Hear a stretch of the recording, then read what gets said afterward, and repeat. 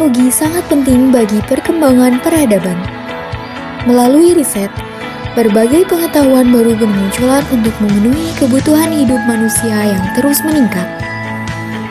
Pusat Penelitian Biosains dan Bioteknologi atau PPBB merupakan salah satu pusat penelitian di Institut Teknologi Bandung yang secara terus-menerus berupaya untuk menghasilkan luaran riset dalam bentuk pengembangan keilmuan, teknologi, dan produk yang bisa dimanfaatkan oleh masyarakat. Pusat Penelitian Biosains dan Bioteknologi dibentuk pada tanggal 14 November 2014 melalui penggabungan Pusat Penelitian Pangan, Kesehatan, dan Obat-obatan, serta Pusat Ilmu Hayati.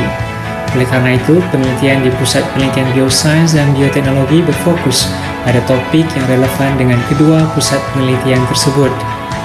Walaupun proses pembentukannya dilakukan pada tahun 2014, Pusat Penelitian Biosains dan Bioteknologi telah mempunyai sejarah dan suasana riset yang sudah berkembang cukup lama sejak berdiri dengan nama Pusat Antar Universitas PAU di ITB.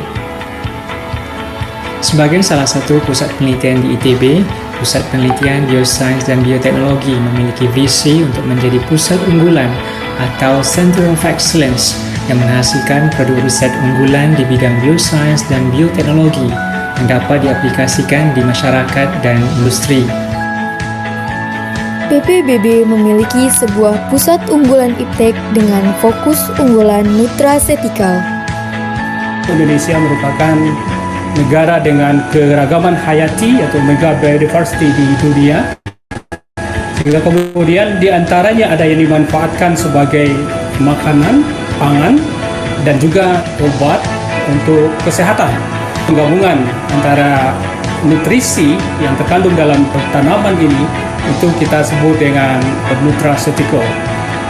Pusat unggulan iptek perguruan tinggi nutraceutical mempunyai visi menjadi sebuah pusat unggulan dalam mengembangkan keilmuan dan teknologi serta produk-produk nutraceutical. PPBB memiliki anggota peneliti yang berasal dari beragam fakultas di Institut Teknologi Bandung. PPBB yang berpusat di Gedung Riset dan Inovasi atau lebih dikenal sebagai Gedung Pusat Antar Universitas ITB memiliki beberapa laboratorium dengan fasilitas peralatan untuk mendukung penelitian. Kami melakukan riset-riset terkait isolasi senyawa bahan alam dan ekstraksi dan juga vaksinasi untuk keperluan pembuatan produk-produk herbal dan juga produk-produk nutraceutical. Selain kegiatan riset, kami kemudian membuat kegiatan webinar dan kegiatan workshop yang aplikatif, di mana ilmu yang kami dapatkan dan hasilkan di laboratorium ini kami coba diseminasikan dan sosialisasikan ke rekan-rekan peneliti yang tertarik, sehingga selain produk yang kami dapatkan, nah ilmu juga itu yang kemudian kami transfer kepada rekan-rekan sesama peneliti yang terkait. PPBB menghasilkan beberapa produk yang sedang dikembangkan, seperti market, bio and propolis, serta beberapa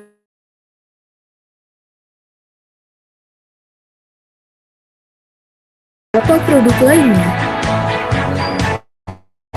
Secara berkesinambungan, PPBB terus mengembangkan berbagai penelitian dan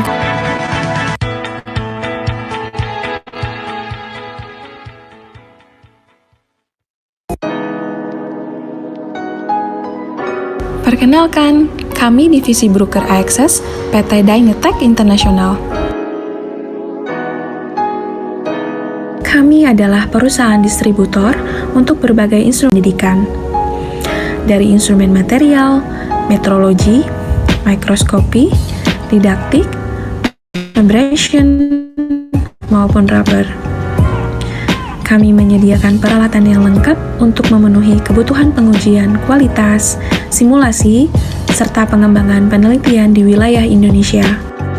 Berdiri tahun 2004, kemudian kami pindah office baru di tahun 2009, dan sekarang kami sudah tersertifikasi ISO 17025 dan terdaftar di Komite Akreditasi Nasional. Visi kami yaitu menjadi mitra terbaik untuk solusi pengujian dan instrumentasi saintifik di Indonesia. Misi kami yaitu melayani kebutuhan pelanggan secara kompetitif dengan memberikan solusi dan kualitas terbaik untuk support after sales. Kami juga memperkerjakan orang-orang kreatif dan berkualitas melalui pelatihan yang profesional, sehingga dapat memenuhi tuntutan mitra bisnis kami dengan membangun tim teknisi dan marketing yang kuat. Head office kami berada di Business Park Kebonjeruk, Jakarta Barat. Kami juga tersedia cabang di CBD Jababeka Cikarang dan di Gedung Mandiri Surabaya. Kami juga memiliki fasilitas laboratorium untuk alat-alat demonstrasi di Jakarta. Selain itu, kami juga disupport dan difasilitasi dengan laboratorium oleh broker Singapura. Berikut adalah instrumen-instrumen XRF dan XRD yang sangat lengkap, mulai dari benchtop sampai dengan instrumen besar. Alat pengujian material yang pertama yaitu Nuclear Magnetic Resonance atau bisa disebut NMR. NMR adalah teknik analitikal ideal yang memungkinkan penyelidikan analitik non-invasif, non-destruktif, plus kuantitatif ke dalam struktur molekul. Bruker menawarkan beragam jenis NMR yang disesuaikan dengan kebutuhan. Dari yang paling kiri, yaitu NMR benchtop dengan frekuensi operasi 80 MHz, dan sebelah kanannya adalah tipe NMR besar, dengan varian frekuensi operasi yang beragam, yaitu dari 300 MHz sampai 1,2 GHz. Alat pengujian material selanjutnya adalah X-ray fluorescence atau XRF. XRF ini digunakan untuk menentukan unsur atau elemen secara kualitatif dan kuantitatif.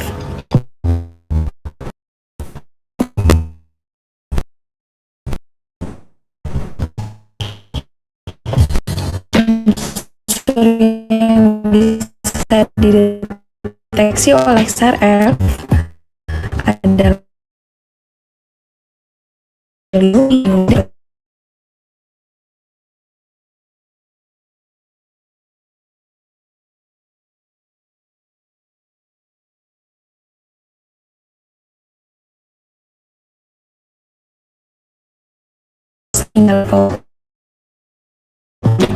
sedangkan untuk XRF terdapat fitur untuk analisis gambar atau kualitas. Yang terakhir merupakan alat uji material berbasis infrared, yaitu FTIR dan Raman. Kedua alat ini digunakan untuk analisis kimia dan data yang didapatkan juga saling melengkapi. FTIR digunakan untuk kuantifikasi raw material organik dan umumnya dipakai untuk riset ataupun quality control. Sedangkan Raman menghasilkan informasi berupa struktur, fasa, dan interaksi molekul. Selain pengujian berbasis X-ray dan infrared, perusahaan kami juga menyediakan mikroskop untuk analisa gambar. Di sebelah kiri merupakan beragam varian untuk mikroskop cahaya dengan perbesaran hingga 100 kali. Sedangkan di sebelah kanan merupakan mikroskop elektron atau SEM dengan perbesaran hingga 1 juta kali. SEM dilengkapi dengan fitur EDS yang memungkinkan mikroskop menghasilkan analisa gambar dengan persebaran unsur atau elemen secara kualitatif. Selain alat untuk uji material, perusahaan kami juga menyediakan alat untuk preparasi sampel, diantaranya adalah fusion mesin dan sampel press. Fusion mesin digunakan untuk melebur sampel dan menjadikan bits untuk selanjutnya dianalisa menggunakan XRF. Sampel dalam bentuk bits umumnya digunakan untuk meningkatkan homogenitas sampel, sehingga dapat meningkatkan kualitas hasil pengujian. Sumber api fusion mesin dapat dipilih, yaitu menggunakan gas atau listrik. Sampel press digunakan untuk memadatkan sampel. Sampel press yang kami tawarkan tersedia untuk tipe manual atau otomatis dengan beragam varian tekanan. Selain alat uji dan preparasi, di perusahaan kami juga tersedia alat-alat penunjang pendidikan, yaitu untuk kebutuhan praktikum. Alat-alat praktikum yang didukung yaitu untuk fisika dasar, kimia dasar, teknik elektro, dan lain-lain. Berikut adalah brand yang kami agenkan, ada Bruker, Thermovisor, kalorimeter dari IKA, Meiji, Label, dan lain-lain. Pelanggan kami pun berasal dari berbagai industri, yaitu universitas, pertambangan, lembaga riset pemerintah, dan yang lainnya. Kami aktif dalam berbagai kegiatan yang melibatkan pelanggan. Kami juga rutin melakukan webinar tentang produk kami. Untuk informasi dapat dihubungi melalui email salesbroker@dinatek-int.com atau telepon di 021 585 9365. Untuk melihat produk kami, bisa diakses melalui website www.dynatech-int.com. Untuk mengikuti kegiatan kami, bisa mengikuti media sosial Instagram di Dynatech-int, kemudian ada Facebook dan LinkedIn di PT Dynatech International. Terima kasih.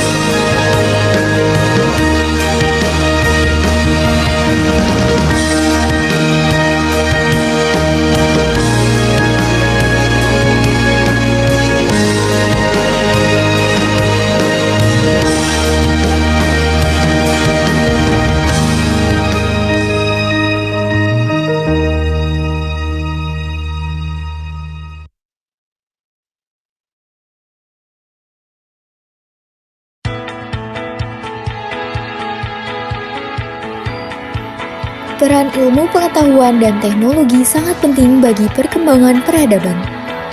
Melalui riset, berbagai pengetahuan baru bermunculan untuk memenuhi kebutuhan hidup manusia yang terus meningkat. Pusat Penelitian Biosains dan Bioteknologi atau PPBB merupakan salah satu pusat penelitian di Institut Teknologi Bandung yang secara terus-menerus berupaya untuk menghasilkan luaran riset dalam bentuk pengembangan keilmuan, teknologi, dan produk yang bisa dimanfaatkan oleh masyarakat. Pusat Penelitian Biosains dan Bioteknologi dibentuk pada tanggal 14 November 2014 melalui penggabungan Pusat Penelitian Pangan, Kesehatan, dan Obat-obatan serta Pusat Ilmu Hayati. Oleh karena itu, penelitian di Pusat Penelitian Biosains dan Bioteknologi berfokus pada topik yang relevan dengan kedua pusat penelitian tersebut. Walaupun proses pembentukannya dilakukan pada tahun 2014, Pusat Penelitian Biosains dan Bioteknologi telah mempunyai sejarah dan suasana riset yang sudah berkembang cukup lama sejak berdiri dengan nama Pusat Antar Universitas PAU di ITB. Sebagai salah satu pusat penelitian di ITB, Pusat Penelitian Biosains dan Bioteknologi memiliki visi untuk menjadi pusat unggulan atau Center of Excellence yang menghasilkan produk riset unggulan di bidang biosains dan bioteknologi yang dapat diaplikasikan di masyarakat dan industri. PPBB memiliki sebuah pusat unggulan iptek dengan fokus unggulan nutraceutical. Indonesia merupakan negara dengan keragaman hayati atau mega biodiversity di dunia, sehingga kemudian di antaranya ada yang dimanfaatkan sebagai makanan, pangan, dan juga obat untuk kesehatan. Penggabungan antara nutrisi yang terkandung dalam tanaman ini itu kita sebut dengan nutraceutical. Pusat unggulan iptek perguruan tinggi nutraceutical mempunyai visi menjadi sebuah pusat unggulan dalam mengembangkan keilmuan dan teknologi serta produk-produk nutraceutical. PPBB memiliki anggota peneliti yang berasal dari beragam fakultas di Institut Teknologi Bandung. PPBB yang berpusat di Gedung Riset dan Inovasi atau lebih dikenal sebagai Gedung Pusat Antar Universitas ITB memiliki beberapa laboratorium dengan fasilitas peralatan untuk mendukung penelitian. Kami melakukan riset-riset terkait isolasi senyawa bahan alam dan ekstraksi dan juga vaksinasi untuk keperluan pembuatan produk-produk herbal dan juga produk-produk nutraceutical. Selain kegiatan riset, kami kemudian membuat banyak kegiatan webinar dan kegiatan workshop yang aplikatif, di mana ilmu yang kami dapatkan dan hasilkan di laboratorium ini kami coba diseminasikan dan sosialisasikan ke rekan-rekan peneliti yang tertarik, sehingga selain produk yang kami dapatkan, nah ilmu juga itu yang kemudian kami transfer kepada rekan-rekan sesama peneliti yang terkait. PPBB menghasilkan beberapa produk yang sedang dikembangkan, seperti Mark, Bio and Propolis, serta beberapa produk lainnya.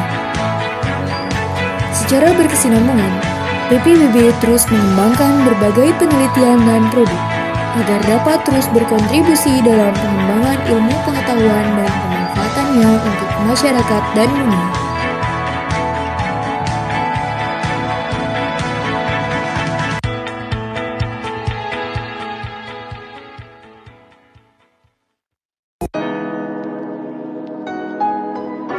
Perkenalkan, kami Divisi Broker Access PT Dynatech International. Kami adalah perusahaan distributor untuk berbagai instrumen pengujian dan instrumen di laboratorium dan pendidikan. Dari instrumen material, metrologi, mikroskopi, didaktik, abrasion, maupun rubber. Kami menyediakan peralatan yang lengkap untuk memenuhi kebutuhan pengujian kualitas, simulasi, serta pengembangan penelitian di wilayah Indonesia. Berdiri tahun 2004, kemudian kami pindah office baru di tahun 2009, dan sekarang kami sudah tersertifikasi ISO 17025 dan terdaftar di Komite Akreditasi Nasional. Visi kami yaitu menjadi mitra terbaik untuk solusi pengujian dan instrumentasi saintifik di Indonesia. Misi kami yaitu melayani kebutuhan pelanggan secara kompetitif dengan memberikan solusi dan kualitas terbaik untuk support after sales. Kami juga memperkerjakan orang-orang kreatif dan berkualitas melalui pelatihan yang profesional, sehingga dapat memenuhi tuntutan mitra bisnis kami dengan membangun tim teknisi dan marketing yang kuat.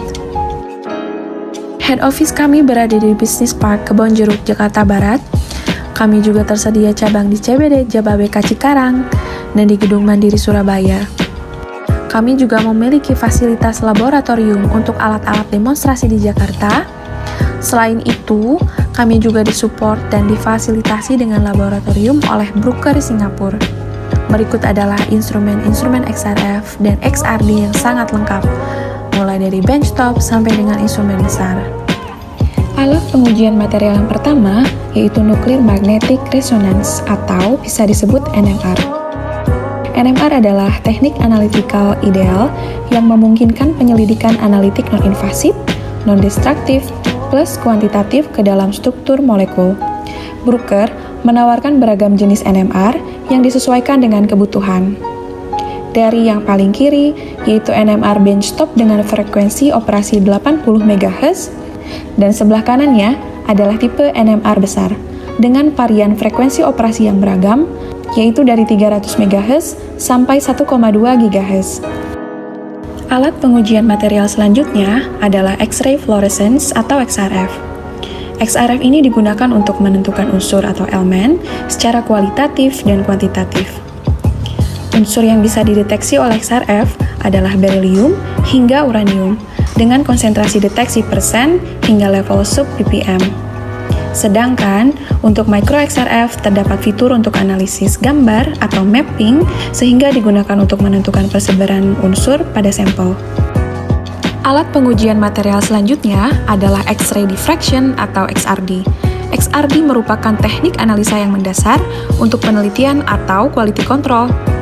XRD ini digunakan untuk menentukan struktur dan orientasi kristal. XRD yang ditawarkan pun beragam, dari XRD benchtop hingga single kristal.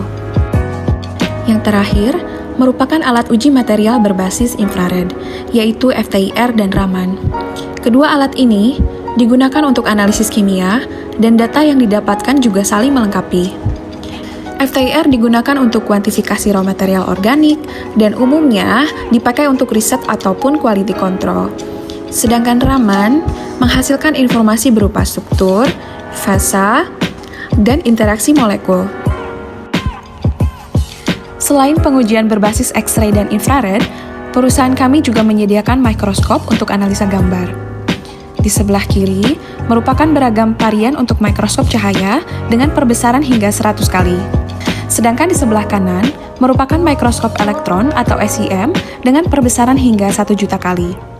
SEM dilengkapi dengan fitur EDS yang memungkinkan mikroskop menghasilkan analisa gambar dengan persebaran unsur atau elemen secara kualitatif.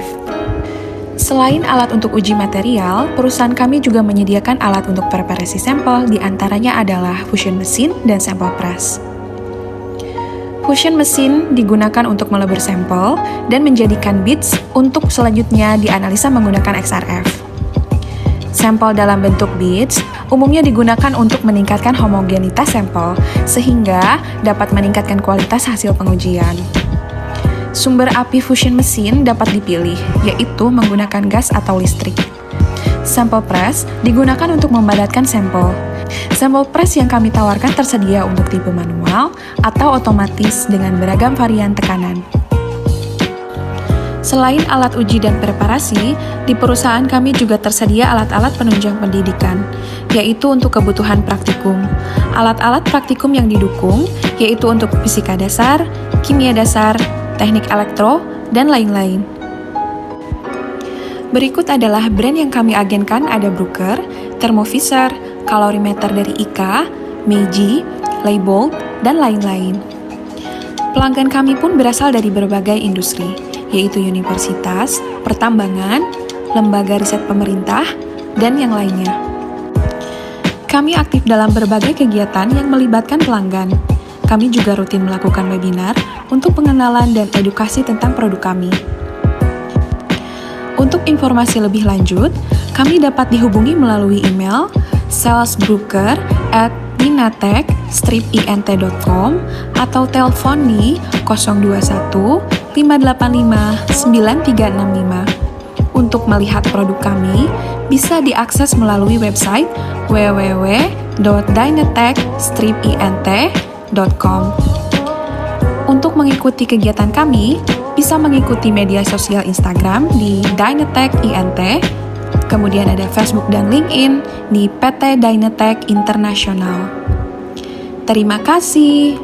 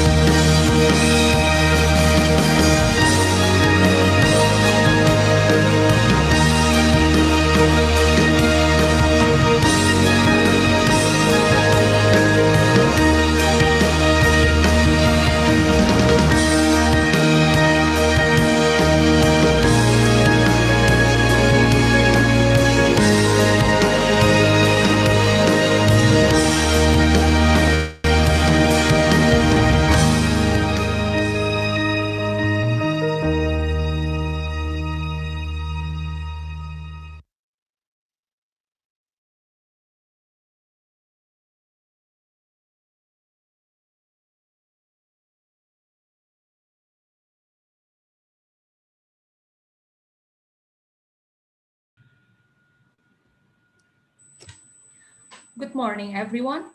Welcome to our online webinar entitled Spectroscopy in Development of Herbal Medicines, and I'm Nurin as host for today. This webinar is organized by Bandung Institute of Technology, Bioscience and Biotechnology Research Center, University Center of Excellence for Nutraceuticals, and Mark Herb. This webinar is sponsored by Kromtekindo Utama, Waters, Dynatech International, and Brooker. Here we have three speakers in this webinar. First, we have Dr. El Fahmi from School of Pharmacy, Bandung Institute of Technology. Speaker 2, we have Dr. Dhaval Patel from Kromtekindo Utama as Waters representative. Also, we have Dr. Tae Chin Ho as Speaker 3 from Dynatech International as Brooker representative. And this webinar is moderated by Mr. Andi Rifki Rosandi, PhD, from University Center of Excellence for Nutraceuticals. So, before we start the webinar, I would like to remind you to fill the questionnaire and attendance on the given link to claim your certificate. And we will issue the certificate after the webinar is over. Well, first, we will hear a welcome speech from Dr. Muhammad Yusuf Abdu as Head of Bioscience and Biotechnology Research Center and team of University Center of Excellence for Nutraceuticals.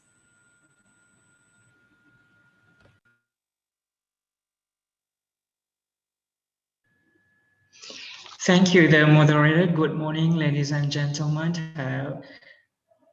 Thank you for the moderator for giving me the time to provide a welcoming speech. A very good morning to the notable speakers, Dr. El Fahmi, former head of the Bioscience and Biotechnology Research Center, ITB, and the current chief of University of Excellence for Nutraceuticals Institute Teknologi Bandung, Dr. Dhaval Patel from PT Kromtekindo Utama, Water Indonesia, Dr. Tae Chin Ho from PT Dynatech International, Brooker Indonesia. Our moderator, Andi Rifki Rosandi, PhD, Organizing Committee, sponsors Kromtekindo Utama, Water Indonesia, Dynatech, Brewtech Indonesia, and GDP for sponsoring our event, and last but not least, our participants from various backgrounds and countries. Welcome to the online seminar Spectroscopy in Development of Herbal Medicines. It is our great honor to welcome all of you to the first online seminar organized by us in the year 2021, and glad to have so many participants from different countries. We have from Indonesia, Malaysia, Japan, UK, and South Korea.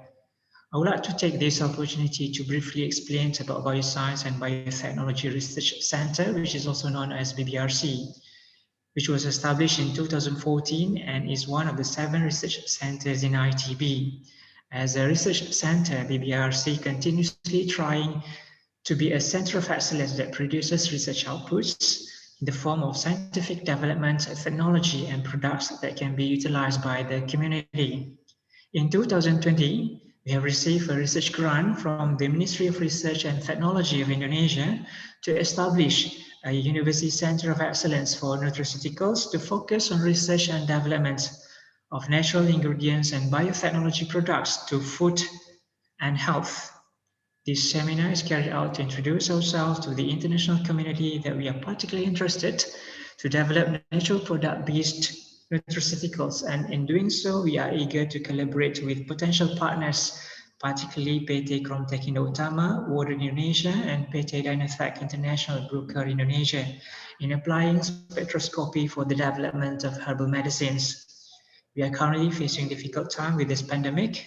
Nevertheless, we hope that this rare seminar would be beneficial to promote the importance of herbal medicines that are enriched with nutritional values that can reduce the risk of chronic diseases and possibly viruses. I can't wait to be dazzled with the presentation by our notable speakers and look forward to build networks with all the participants. I hope that all of us would have a fruitful time being in this seminar. Thank you for the time, and I give it back to the moderator. Thank you. All right, thank you, Dr. Yusuf, for the welcome speech. Next, I will introduce to our moderator for today's webinar, Mr. Andi Rifki Rosandi, PhD. He currently works in University Center of Excellence for Nutraceuticals as a researcher, and he expertise in chromatography and spectrophotometer, structure, and elucidation. All right, now we move to the main session. So please welcome Mr. Andi to run the main session. Okay, thank you very much, Ms. Nurin. See, firstly, I will introduce our first speaker, Dr. El Fahmi from the School of Pharmacy, Bandung Institute of Technology. His expertise in phytochemistry, pharmacognosy, and metabolomic engineering of lignan and other secondary metabolites. Production of secondary metabolite using plant cells and tissue culture, and also development of herbal for functional food and herbal medicines. Please, Dr. El Fahmi, to present the topic.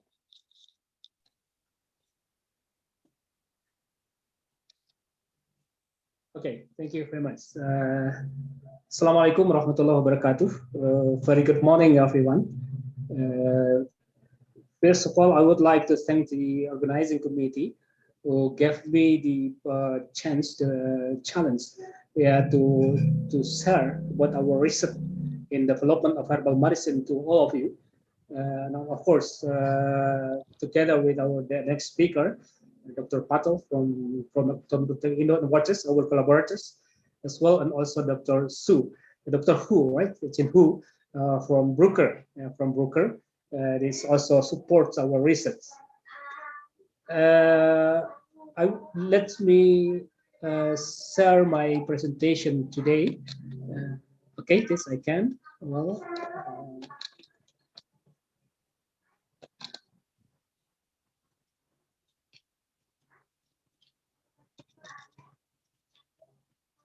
could you see my presentations?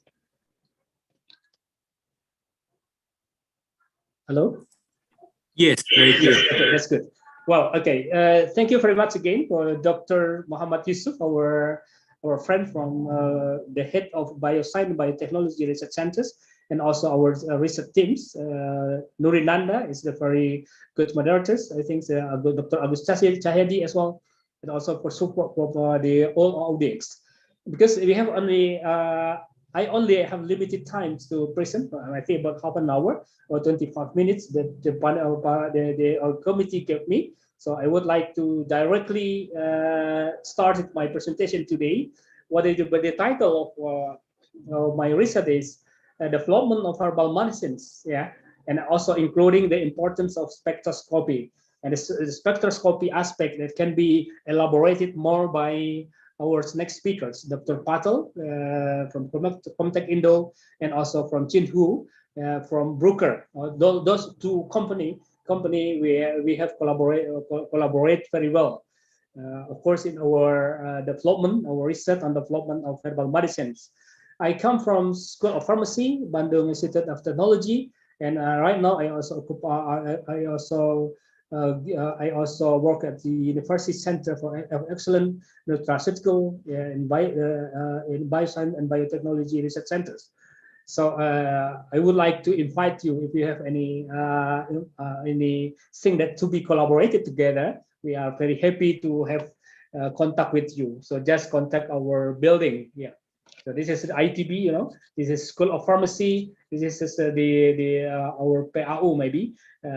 People recognize this building with the PAU, and we are in the 7th floors. Mainly activity that's be done in the 7th floor of the PAU building.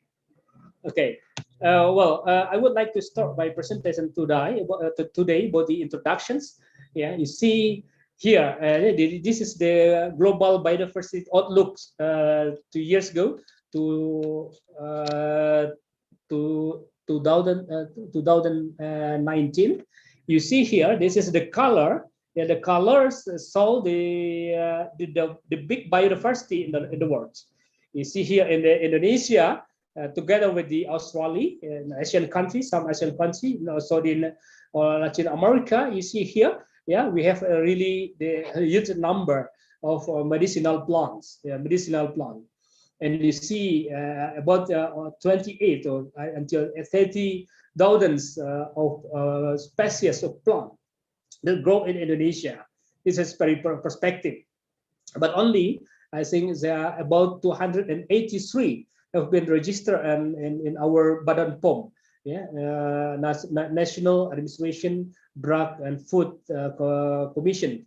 So this is really so many challenges that is still there, so that we can have the possibility, we can have a lot of opportunity to do research and to development for herbal medicine here. So that's what I say, that Indonesians is the second biggest country on biodiversity. But if we included marine natural product, for example, microbe or algae, for example, and maybe and microorganism as well. So I think Indonesia become the first, the big biodiversity in the world. And estimation about 25%, one-fourth, the medicine that's commercial now, we found in the market containing chemical compounds from the plants. So that's also really, I think, interesting to talk about the herbal medicine. So we divided the herbal medicine. I mean, the herbal medicine is different to the drug, the plant-derived drugs. Plant-derived drugs mean that isolated compound, pure compound that isolated from the plant, but have been registered as the drug. So this is a little bit different to herbal medicine. What we define with the herbal medicine is the drugs containing the extract and also fractions. It's not pure compound. So this is very important nomenclature that we should know. So we cannot mix between plant-derived drugs with the herbal medicine. And those two herbal medicine, yeah, I will explain to you right now in this limited times, and what is the spectroscopic role in this development. And we know we have a lot of history. Indonesians have a long history and also very nice history about the jamu, the jamu gendong. Yeah, jamu is a Japanese Indonesian traditional medicines. It's one of popular traditional medicine in the world. Yeah, like TCMs, traditional Chinese medicines, Ayurveda from India, and Kampo from Japan. So we have a really, I mean, a very close relation between very popular traditional medicine system in the world. You look at this here. This is the picture show you how much the people are still using herbal medicine for the healthcare. Yeah, even that maybe in African country, you know, almost all of them ever use herbal medicine to treat the disease. And sometimes because of the lack, I mean the lack challenge, the lack opportunity to match with the modern medicine, the herbal medicine can be the first therapy, the first line therapy for the people in the developing world. So this is picture show to you how the herbal medicine, how the plant that have been developed as herbal medicine. I mean for the herbal.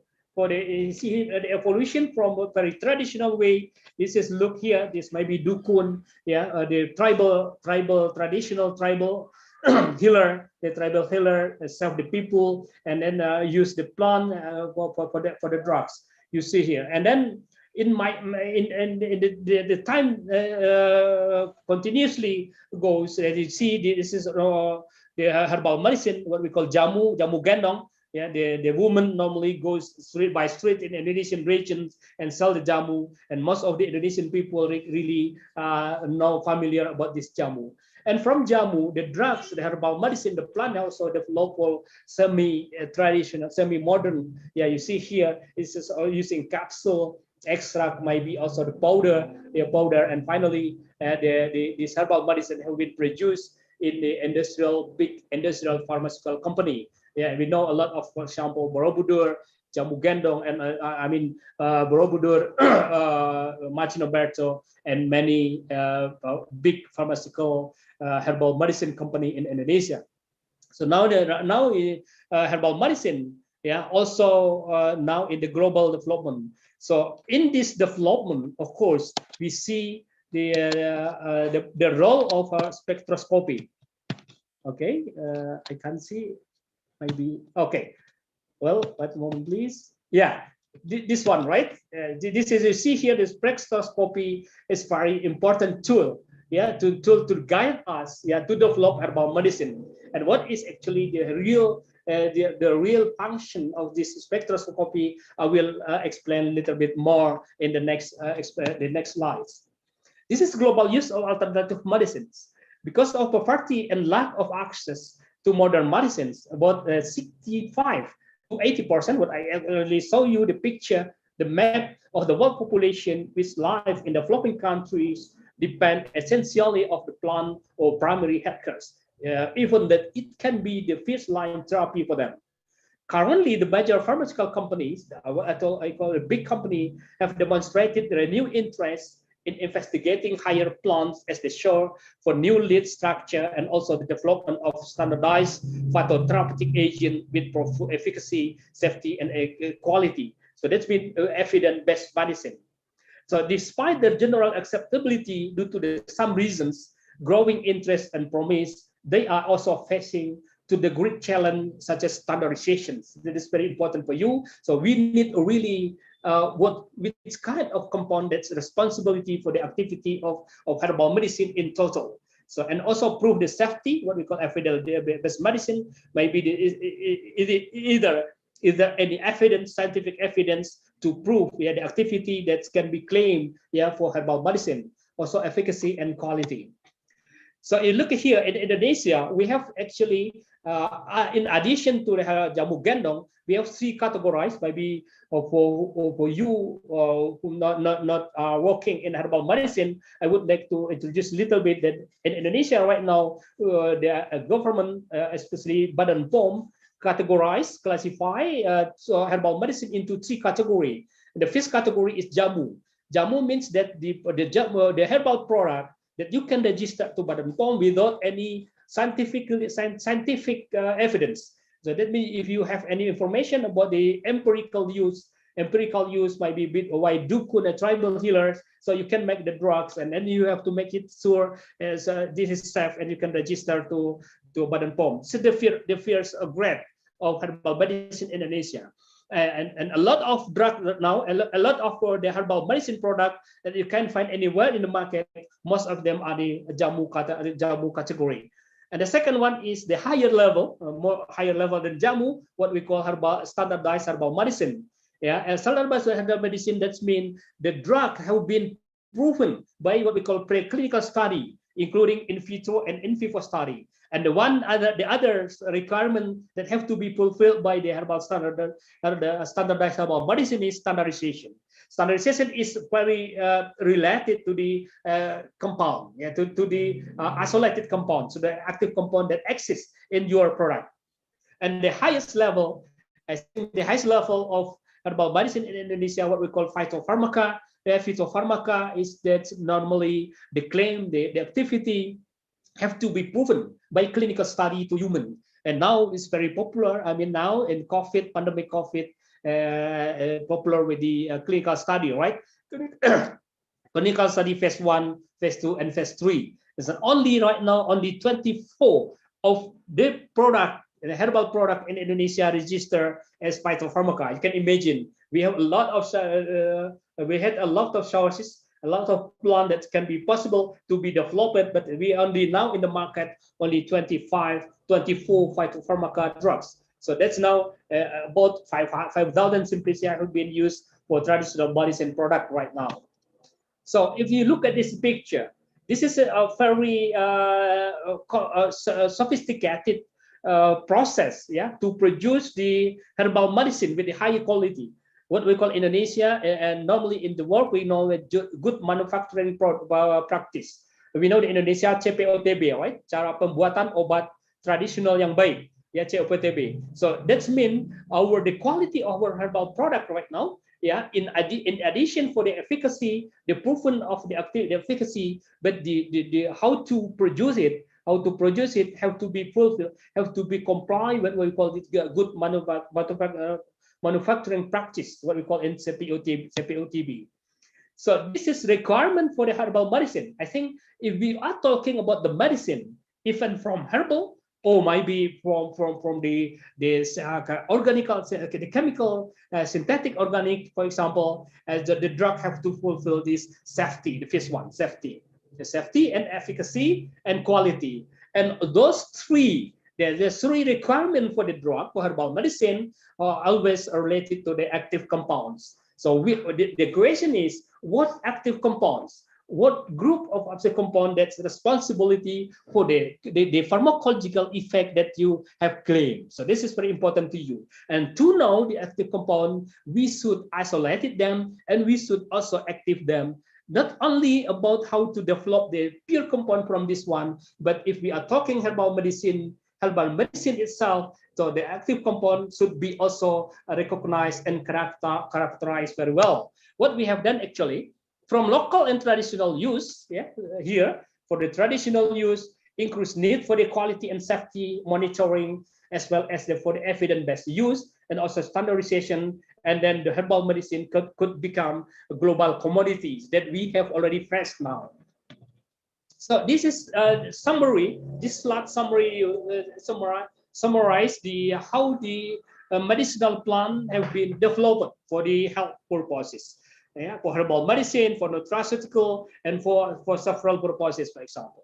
You have medicinal plants, maybe because of ethnopharmacognosy survey or ethnopharmacology survey. And you have jamu here, right? Jamu gendong, because it's not necessary to register to Badan POM, jamu scientification. And this is the herbal medicine itself.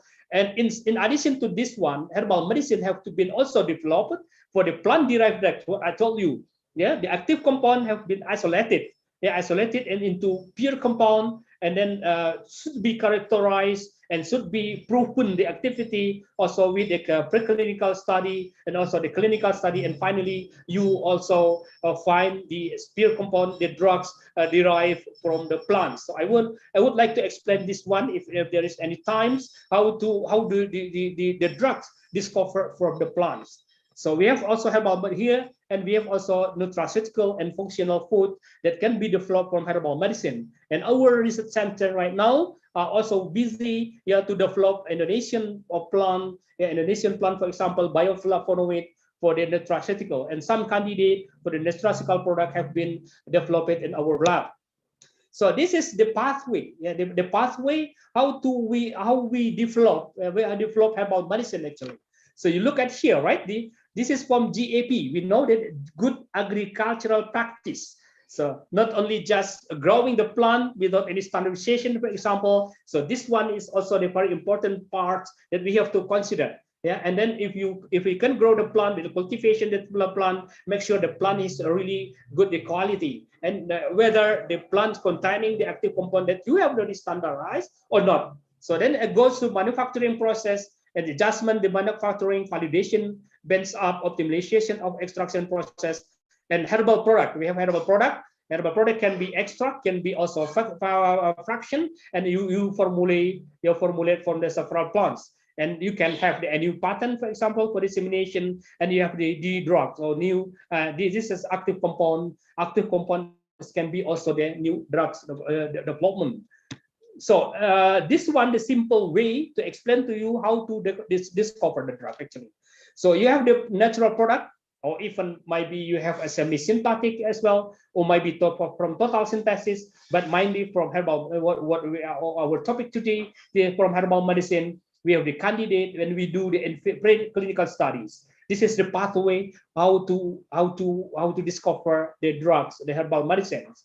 This preclinical study we do in vitro. If your in vitro study is passed, it's very good, the result, for example, and you can go to the info study.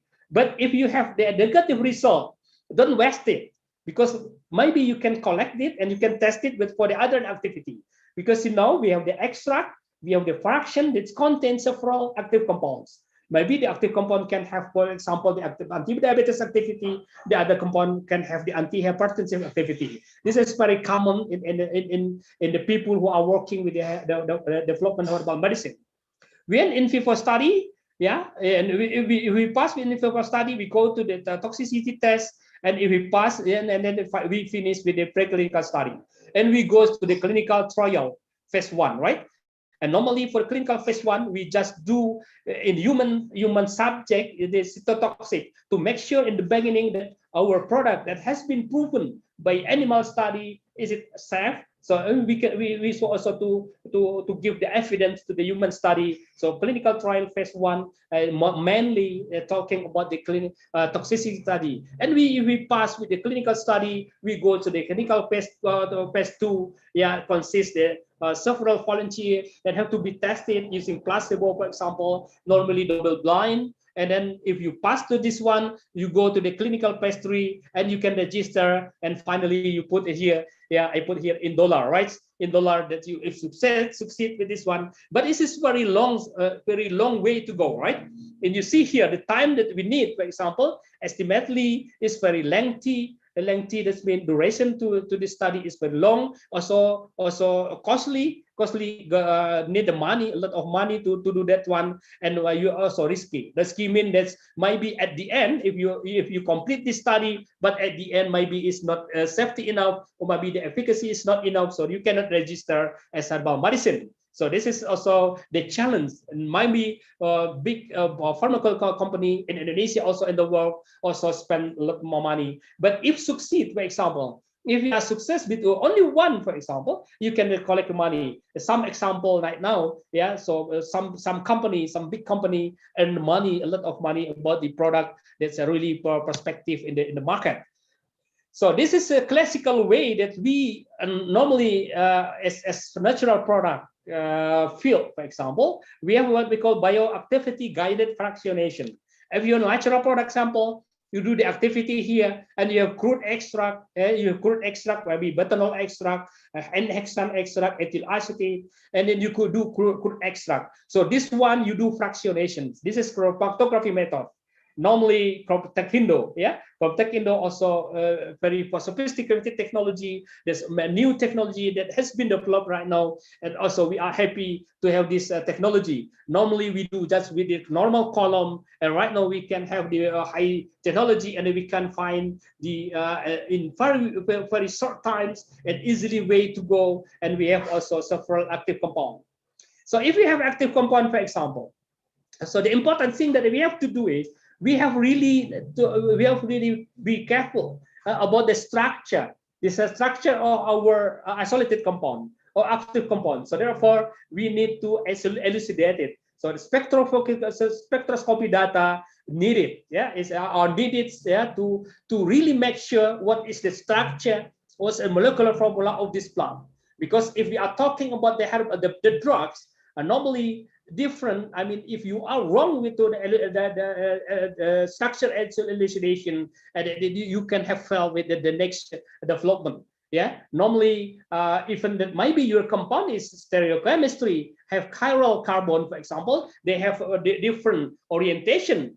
Sometimes in pharmaceutical view of you, there might be the different orientation can have the different activity. For example, L-propanolol and the propanolol. So you have to make sure with the NMR, for example, with the GCMS, for example, you have to make sure that your compound is really supported by the spectroscopy data. So this one is very important things, the important message for you, that not only for this single compound, right? Not only for plant-derived drugs. Yeah, for the drug that have been isolated from the plant. For herbal medicine, that you know that you should have this one as well, is this knowledge, because for herbal medicine you need standardization, you need a marker, what kind of compounds that have been the guidance, for the activity. So you should know, yeah, this one you have to make clear. So let me little bit explain to you the history of discovery of anti-cancer agent. Yeah, what we call phyllotoxin. This is the topic what I have done in my PhD degree. Yeah, we are working with the lignan compounds. Yeah, maybe the student who are working with the natural product familiar with the lignan compounds. One of lignan compounds what we call phyllotoxin. This is the history. The first one, the history. This one is from Nepal, from the Himalayan mountains. There is the plant what we call Podophyllomexandrum tuber here. This is very popular in traditional way in Nepal. They use this for the antidote for the for the snake bit. Yeah, snake bit. It's very prospective. And then finally, the researcher isolated them, extract them, and they found this is toxin. Yeah, based on spectroscopy data. Yeah, there is here also here. I can do point. I have a pointer here. Yeah, this is the highlight. Yeah, this is OH with the spectroscopy data, and finally the researcher discovered that the toxin is very active for anti-cancer, but also they have the very moderate, very problem with the toxicity. So finally, because of spectroscopy data and because in silico study as well, and the researcher found that this hydroxy has responsibility for toxicity. Therefore, the researcher changed the hydroxy group with the sugar here, sugar with the synthetic organic. So finally, the etoposide and teniposide, etopopos, those three compounds, three anti-cancer agent that have developed from this kind of the compound. Yeah. Okay. This is standardization. Yeah. I'm sorry, this is still in Indonesian. I believe that or maybe most of the people, maybe I already explained to you that for herbal medicine product, even that we are not really care about what is isolated compound, but you should know that what is the active compound. Yeah. What the active compound that's responsible for this one, and this active compound will be used for the standardization as the marker. So if you do standardization of your extract, for example, and your fraction, for example, so whether you see the amount of the active compound exists in your extract and your fraction have to be comply with the standard. So therefore, you have to really, even that even though that your product is herbal medicine, but you should really characterize the active compound that is active as and used as the marker for the quality controls. Excuse me, Dr. Fahmi, around 2 minutes again. 2 minutes more. Well, okay, I can speed it up. Well, okay, this is, you can imagine how many factors that can influence the amount of active compound exists in the plant. Maybe your plant is growing in Bandung, can be different. The some plant can be in Bandung can be different with the plants that can grow in Java, for example, and in East Java, in Kalimantan, for example. So we really need to know. Yeah, we really need to know how many what is the standardization. So we need the isolated the compound. We need to know the characterize this compound, what kind of the compound, which group of compound belong to, for example. So this one really we need what we call one of this one. What we need is the spectroscopy data. And this one is our what we do normally is simple way to you have the field quantification or maybe a local market, the plant is simply here, you dry it, you select it, you dry, you crushing, for example, you do plant extraction and you have plant extract with the chromatography techniques. Yeah, we also with the waters, with the Buchi, for example, we have preparative as SPLC, and now normally we are difficulties to isolate them with the aid, with the help of the instrumentation, with the very high technology instrumentation, we can do it very well. And you see, if we have pure compound, we need to know what actually the structure of this compound.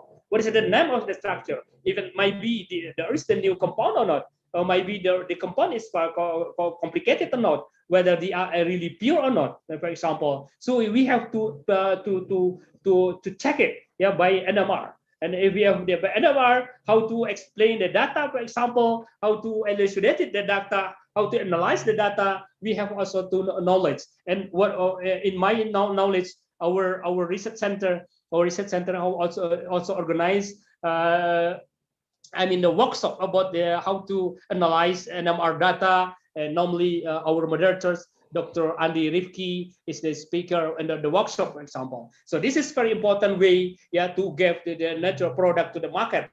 So and you have the standard product and qualified for product. So this is some product that we have. You can access in our product is MarkHub. From the research. There is the website for that one. We have it's a routine. Yeah, we have the project with the cassava without any waste. Yeah, cassava, we use the leaf for the cassava for bioflavonoid, and we drive and we develop several products what we call B cloth.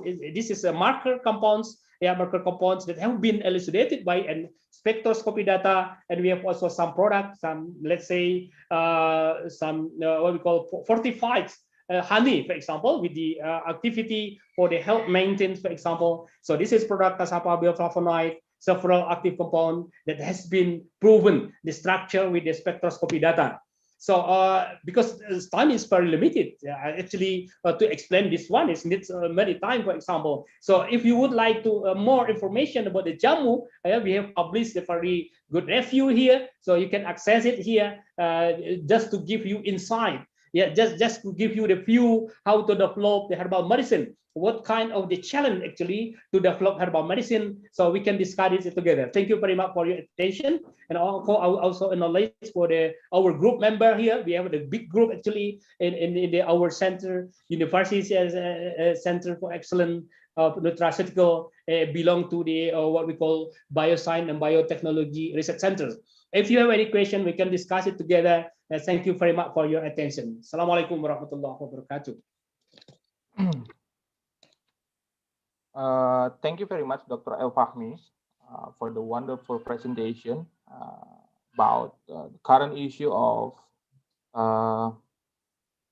developing the herbal medicine in Indonesia, including the methods how to isolate and identification of active compound as standard. Okay, if you have any question, you can write down on the chat room. Next, we have our second speaker, Dr. Daval Patel. He is a business developing specialist, R&D application, chemist, and Asia Pacific application specialist for high-resolution mass spectrometry in Waters Pacific, Singapore. Currently, he is responsible for business development, product training, customer education, and consulting for analytical solution in biopharmaceutical, biomedical research, and material sciences market segment for the Southeast Asian region. Well, before Dr. Daval present the topic, we have a video to watch. Mr. Arif, please play the video.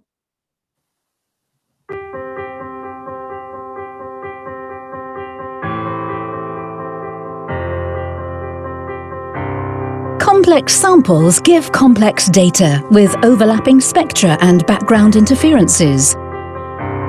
Only when ion mobility is a routine part of your analysis can you find, identify, and quantify all your analytes confidently. Introducing Vion IMS QTOF, a high-resolution benchtop mass spectrometer that moves ion mobility from research to routine. Incorporating StepWave for unsurpassed robust sensitivity, excess ion optics for significant increases in resolution with high sensitivity, and QuantOff 2, which provides over an order of magnitude more dynamic range. Gain more clarity with the additional selectivity of ion mobility and specific CCS values for every analyte, so you achieve more confidence in your identifications than ever before.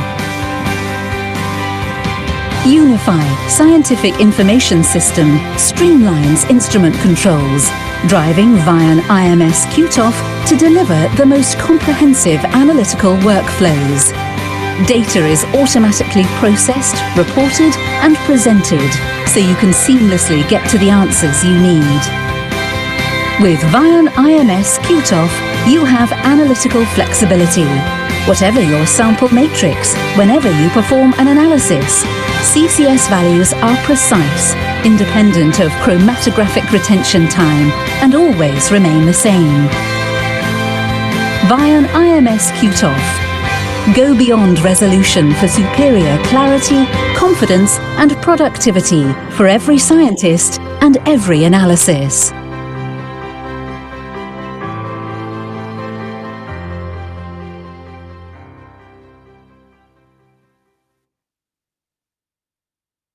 Okay, that's the wonderful video from others. And now please welcome Dr. Daval to present the topic. Hi, hello everyone. Selamat pagi and Thank you for this opportunity to present here. I hope my audio is very clear, or? Yes, it's clear. Yeah, okay. Yeah, let me share my screen. And let me know if you are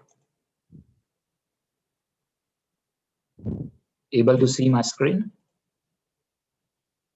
Yes. Yes. Okay. Again, selamat pagi and thank you again. So in this talk, I would be going through, broad overview of some of the tools that we have developed over the past few years. I may not go into very much detail given the time, but if you have any detailed questions regarding any particular technology or data, you can please contact me anytime. Okay, so I'll start with some of the interdisciplinary approaches that have been used recently. There are many approaches, I just pick some. So I've shown this particular example here, which is from our collaborator in China, where they use this approach for multi-component, multi-target, and multiple pathway mechanism characteristics of traditional Chinese medicine.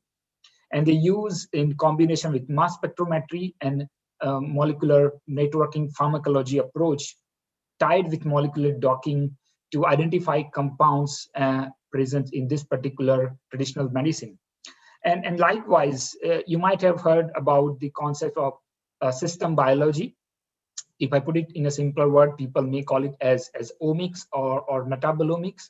So recently, there have been a lot of interest, people who work on traditional medicine, to apply the system biology approaches to understand how traditional medicine work, what are the active components of this medicine, and so on. So again, it starts with acquiring untargeted data. That means you get maximum information from a given sample in a single injection. Then you do statistical analysis and pathway mapping to identify markers. And over the last 2-3 years, there is also interest for people to localize the identified marker compounds where they are located in a particular plant or tissue sample. So I will also show that example as well. And interestingly, some of our customers that we know, they also applied some of these approaches to identify something that could have a potential beneficial properties to COVID-19 treatment and therapeutics. So I've just shown some of this example here, and we'll be sharing this slide so you can read more details here. Again, they use LC-HRMS in conjunction with molecular docking studies to map and identify these active compounds. However, as earlier speaker explained, that traditional medicine are very complex sample. You will have challenges in terms of chemical and structural diversity, many different kinds of chemical compounds present in a single extract. You will have a lot of isomers, isobaric compound, and some compound could be present in very low concentration, whereas some compound are very abundant. So how we can analyze all compound in one injection? And if you want to apply the system biology approaches, then there are also cofactors such as species variation. One plant having many different species might give rise to different marker compound or their different abundance. And if you go down to, let's say, functional food, functional or nutraceuticals, or applying traditional medicine in routine use, then you might have other cofactors such as exposure, environment, and other concurrent medicines as well. So all this people have started to study with the power of high resolution mass spectrometry, especially when people came out with this concept of electrophilic ionization, which really allowed them to cover a broad range of chemical components, and it's really revolutionized how people analyze traditional medicine. Because you don't need to get a pure compound, you can just inject a crude extract and you can identify compounds within the crude extract. In terms of analytical technology, I think I won't go into a detail, but the two key technologies that are used is NMR and mass spec here. And among all these things, if we can see here, a bulk of the studies are using a mass spectrometer because of the unique capabilities that you don't need to have pure compound. But having said that, NMR is the only technique which would give you a unequivocal structure of a completely novel compound. If you use mass spec, it may not be enough. So there are advantages and disadvantages of these two techniques. For the interest of people who don't know accurate mass, is just measuring very accurate mass measurement up to 4 decimal point, so that we can differentiate compound with very similar masses by measuring up to 4 decimal points. And why it is important? Because it will give you a compound formula so that you can identify what it is, to give you a structural insight. And it will also allow you to do some retrospective analysis if you do certain experiments, which I will show you later. And one of the key benefits of LC-HRMS is to do a rapid dereplication. So if you're doing a traditional bioactivity guided workflow, if you ended up identifying something which is very well reported in literature, people would question the purpose of the work unless you identify a new pharmacological activity. So that's where a dereplication comes into picture. Let's say at extract level, you identify what are the compounds that could be novel and what are the compounds that have been reported in literature. And that's where the power of high resolution mass spectrometry lies, to enable you to do a rapid dereplication. Okay, but when you do LC-HRMS, is not that easy. There are inherent challenges associated with it. One of them is complex sample extract. So if you run a typical extract, you will have lots of peaks. How you can gauge from these peaks to a compound, that is challenging. And again, you will also have a lot of isomers or isobaric compound. How you can differentiate different isomers in your analysis is also another challenge. And of course, data analysis. So how new tools can help to overcome some of these challenges. So I will start with some of those tools. Although we wanted to focus on spectroscopy, I would like to highlight one of the key separation techniques, which I believe has very powerful capability for traditional medicine and natural products in general. So we have seen that from GC, we have moved to capillary GC. From HPLC, back in 2004, Waters come out with this technique called UPLC, and now it has revolutionized how people do chromatography. So likewise, supercritical fluid chromatography, we launch a chromatographic system which gives you a similar level of UPLC kind of separation, but using supercritical fluid as a mobile phase. So why people are interested in supercritical fluid chromatography? Because of some of the unique properties. So what is supercritical fluid? A supercritical fluid is any substance at any temperature and pressure above its critical point where a distinct liquid or gas phase do not exist. That means the substance has a property that are intermediate to both a liquid and a gas, and which gives you a unique property such as high diffusivity, low viscosity, enabling you fast and efficient chromatography. And that's why we harness the power of supercritical fluid onto UPLC to come out with a system which we call as convergence chromatography, or in Waters' name, we call as UPC square chromatography. There are several benefits. For example, it is orthogonal to reverse phase. It can use CO2 as a primary mobile phase. Up to 80% to 90% we use CO2. So you don't need to use a toxic solvent, and you can also use a chromatography that you perform normal phase. You can also do a gas chromatographic like separation on the same system. So in terms of overlap, about 80 to 85% of the compounds that you can analyze by reverse phase chromatography or HPLC, you can do so by this convergence chromatography or UPC square.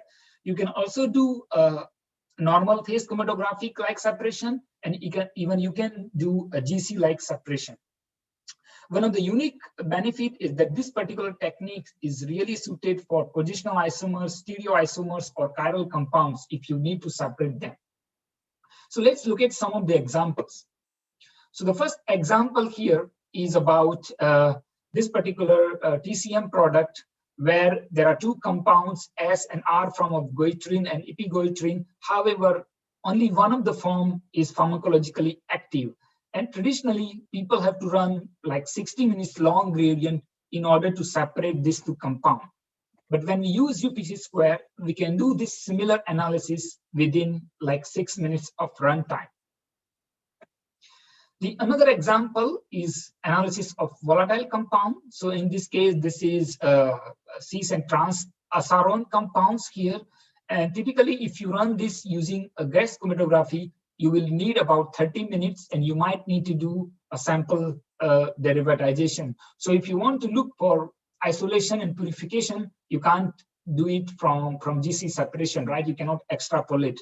So that's where a UPC square or SFC comes into picture. We can do this similar level of analysis in less than 3 minutes, and you can see these two compounds are very well separated.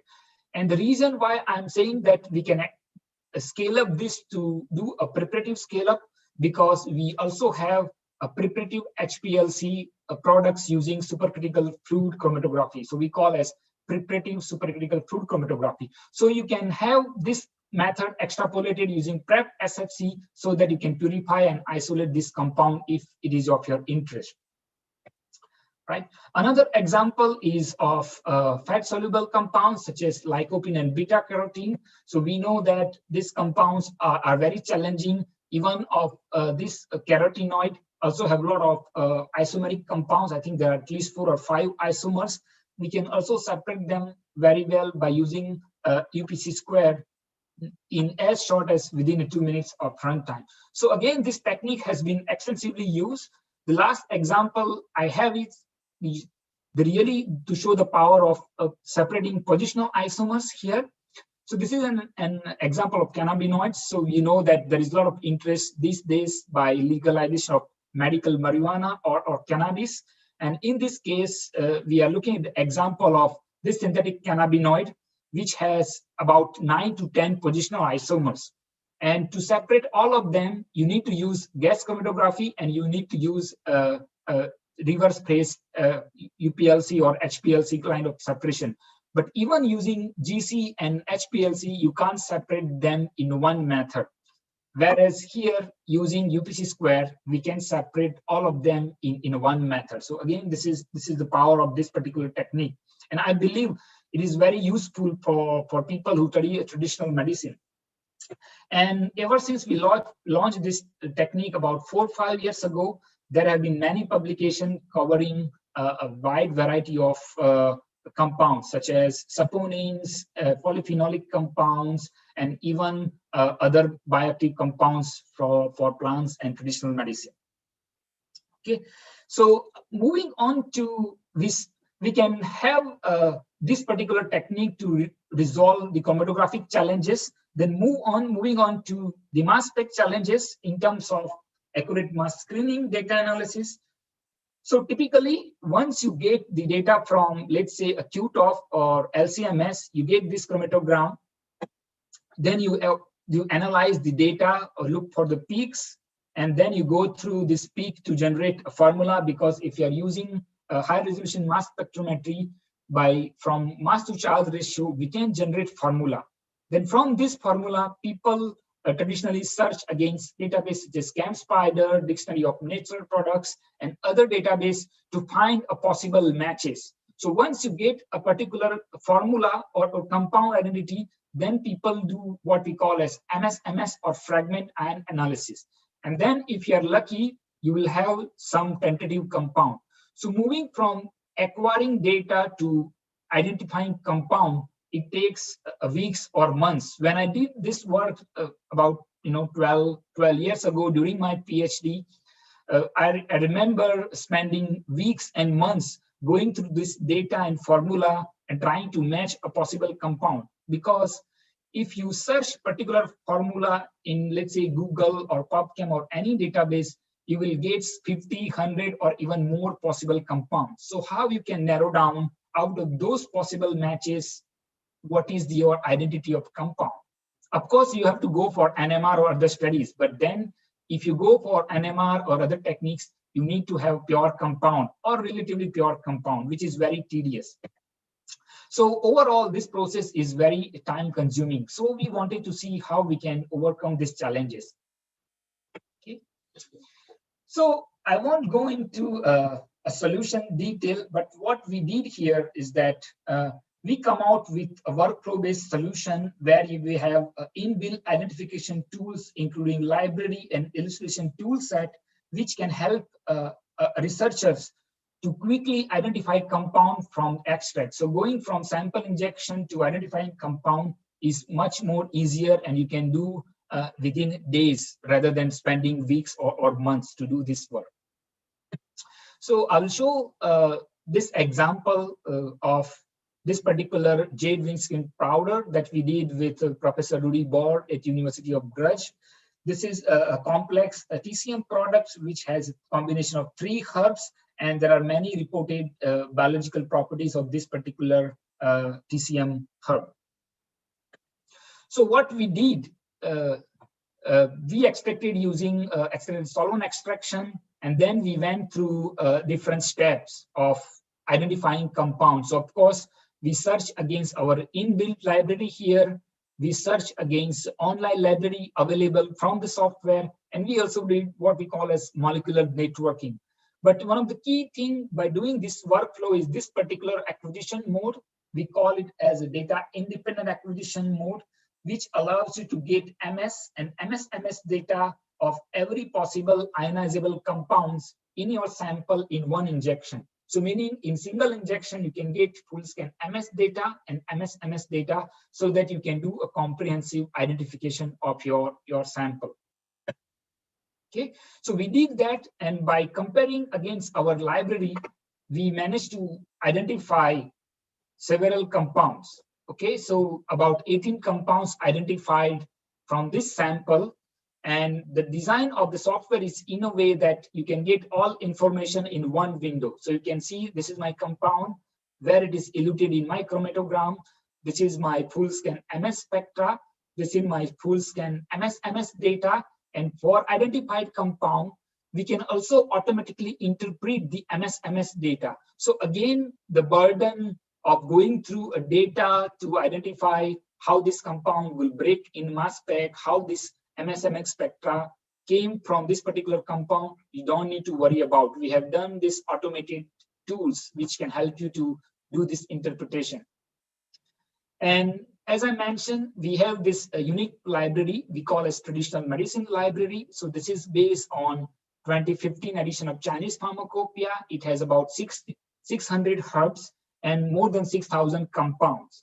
And what we have unique capabilities that each compound is linked to a plant, and plant is linked to compound.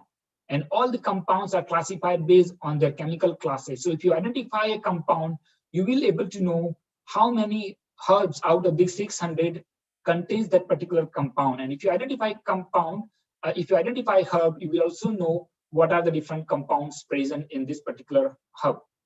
And we have also developed a lot of collaboration libraries along with it. Then, in addition, we also have what we call as advanced tools here.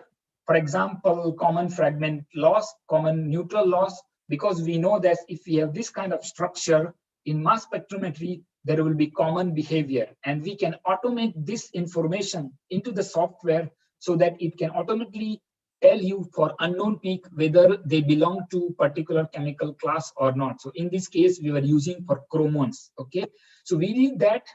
And from this, we identified that there are certain unknown compounds which belongs to category of chromones. Okay, and then I did not go into a detail, but we have this tool which basically, once you click start, it will generate a formula. It will search against a database such as ChemSpider.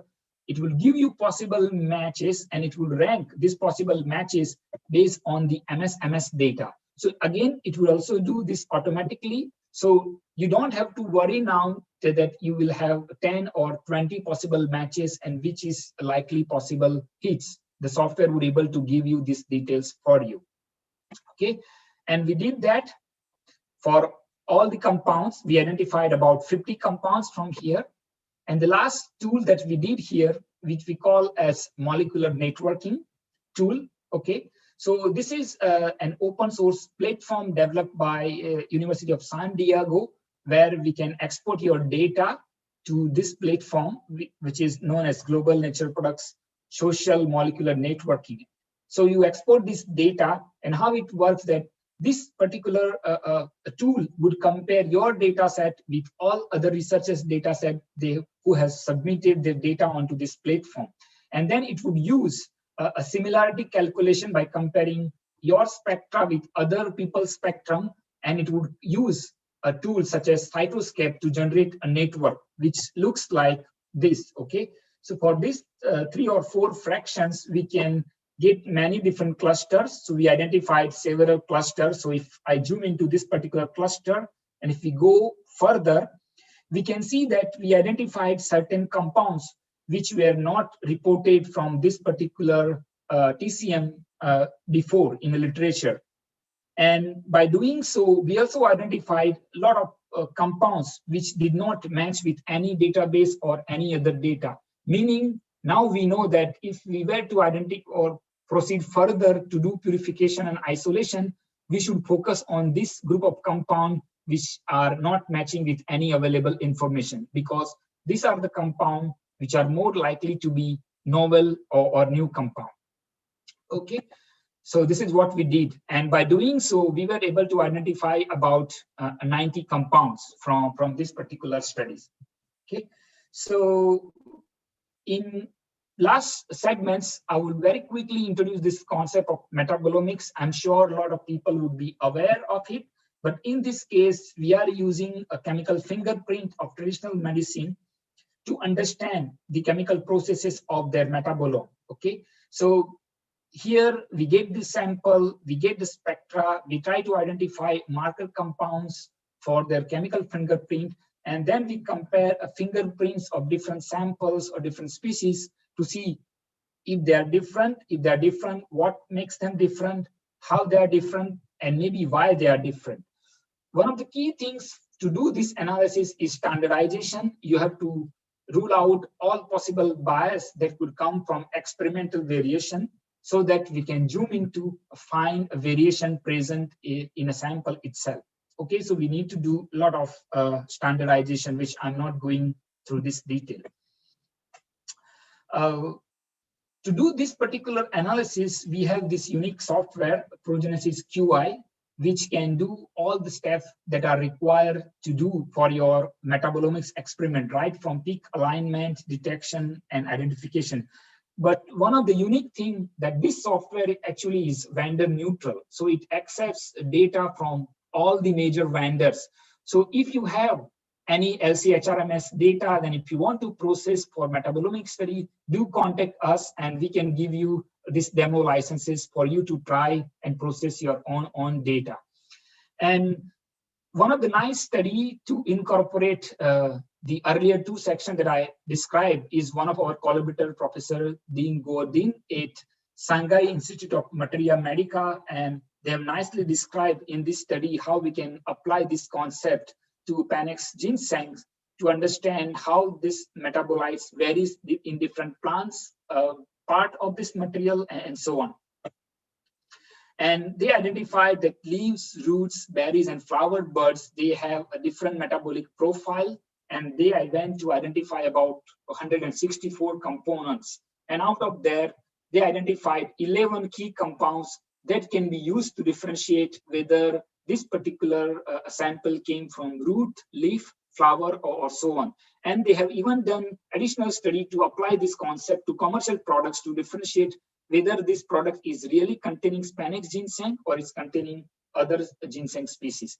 So I'm not going into a detail. You can read more detail on this paper.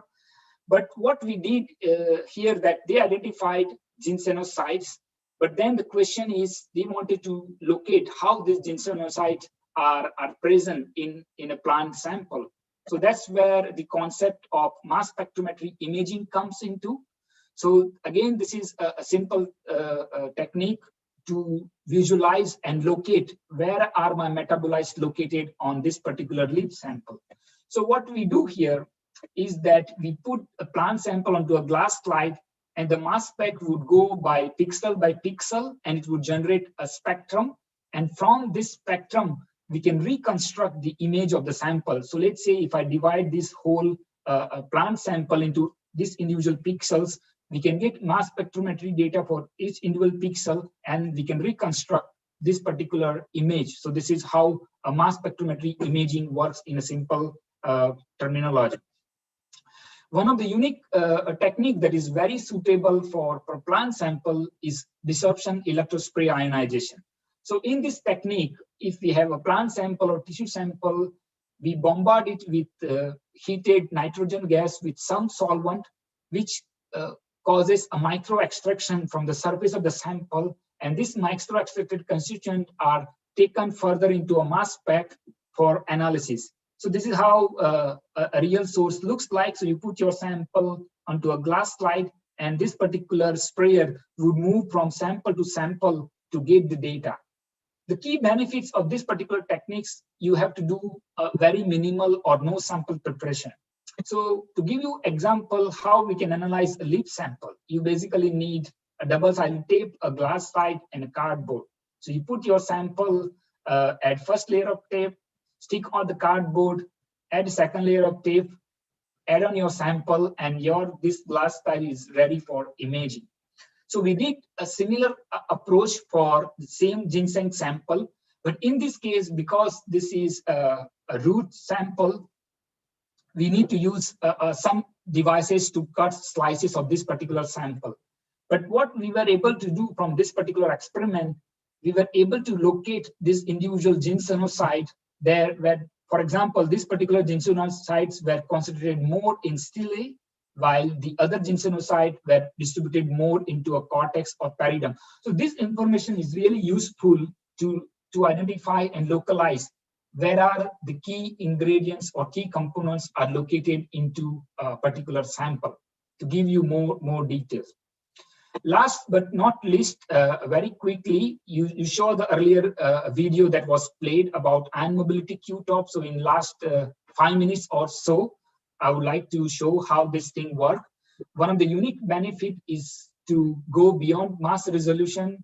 So let's say if your compound, same formula, similar structure, same molecular weight or mass to charge ratio, no amount of mass resolution can help you to separate those two compounds, unless you can separate them chromatographically, for example, using UPC square. Otherwise, you will have difficulty to separate it. So the technique we use it, we call as ion mobility spectrometry. So this technique is very well known. It's been used for decades for other application. So how it works, you have a tube filled with a gas where we apply opposite voltages. And when two molecules of different size and shape, when they travel through this tube, they will have different resistance and they will come out at different time points. For example, the compound with more compact structure would come out first or elute faster, and the compound with more open structure would take more time to pass through. This is a similar concept. Let's say if you have two people, one person with parachute and other person without parachute, if the two people jump, the one with parachute would come down slowly, then one without parachute. This technique, as I mentioned, has been used for a lot of applications to detect explosive, to also detect if the person has handled any explosives during the immigration check, and also used for satellite monitoring. So what Waters did about 10 years ago now, we pioneer how we can put this particular technique within the mass spectrometer. So this is what we did. We incorporate ion mobility into our Q-top instrument so that we have LC, ion mobility, and Q-top level of experiment performed using a mass spectrometer. When those molecules, they travel through the tube of ion mobility tube, they tumble in a circular motion. And if we take this collisional cross-sectional area, which is shaded here, which is an area of their rotationary movement, we call this as a CCS value. So why I'm talking about this CCS value?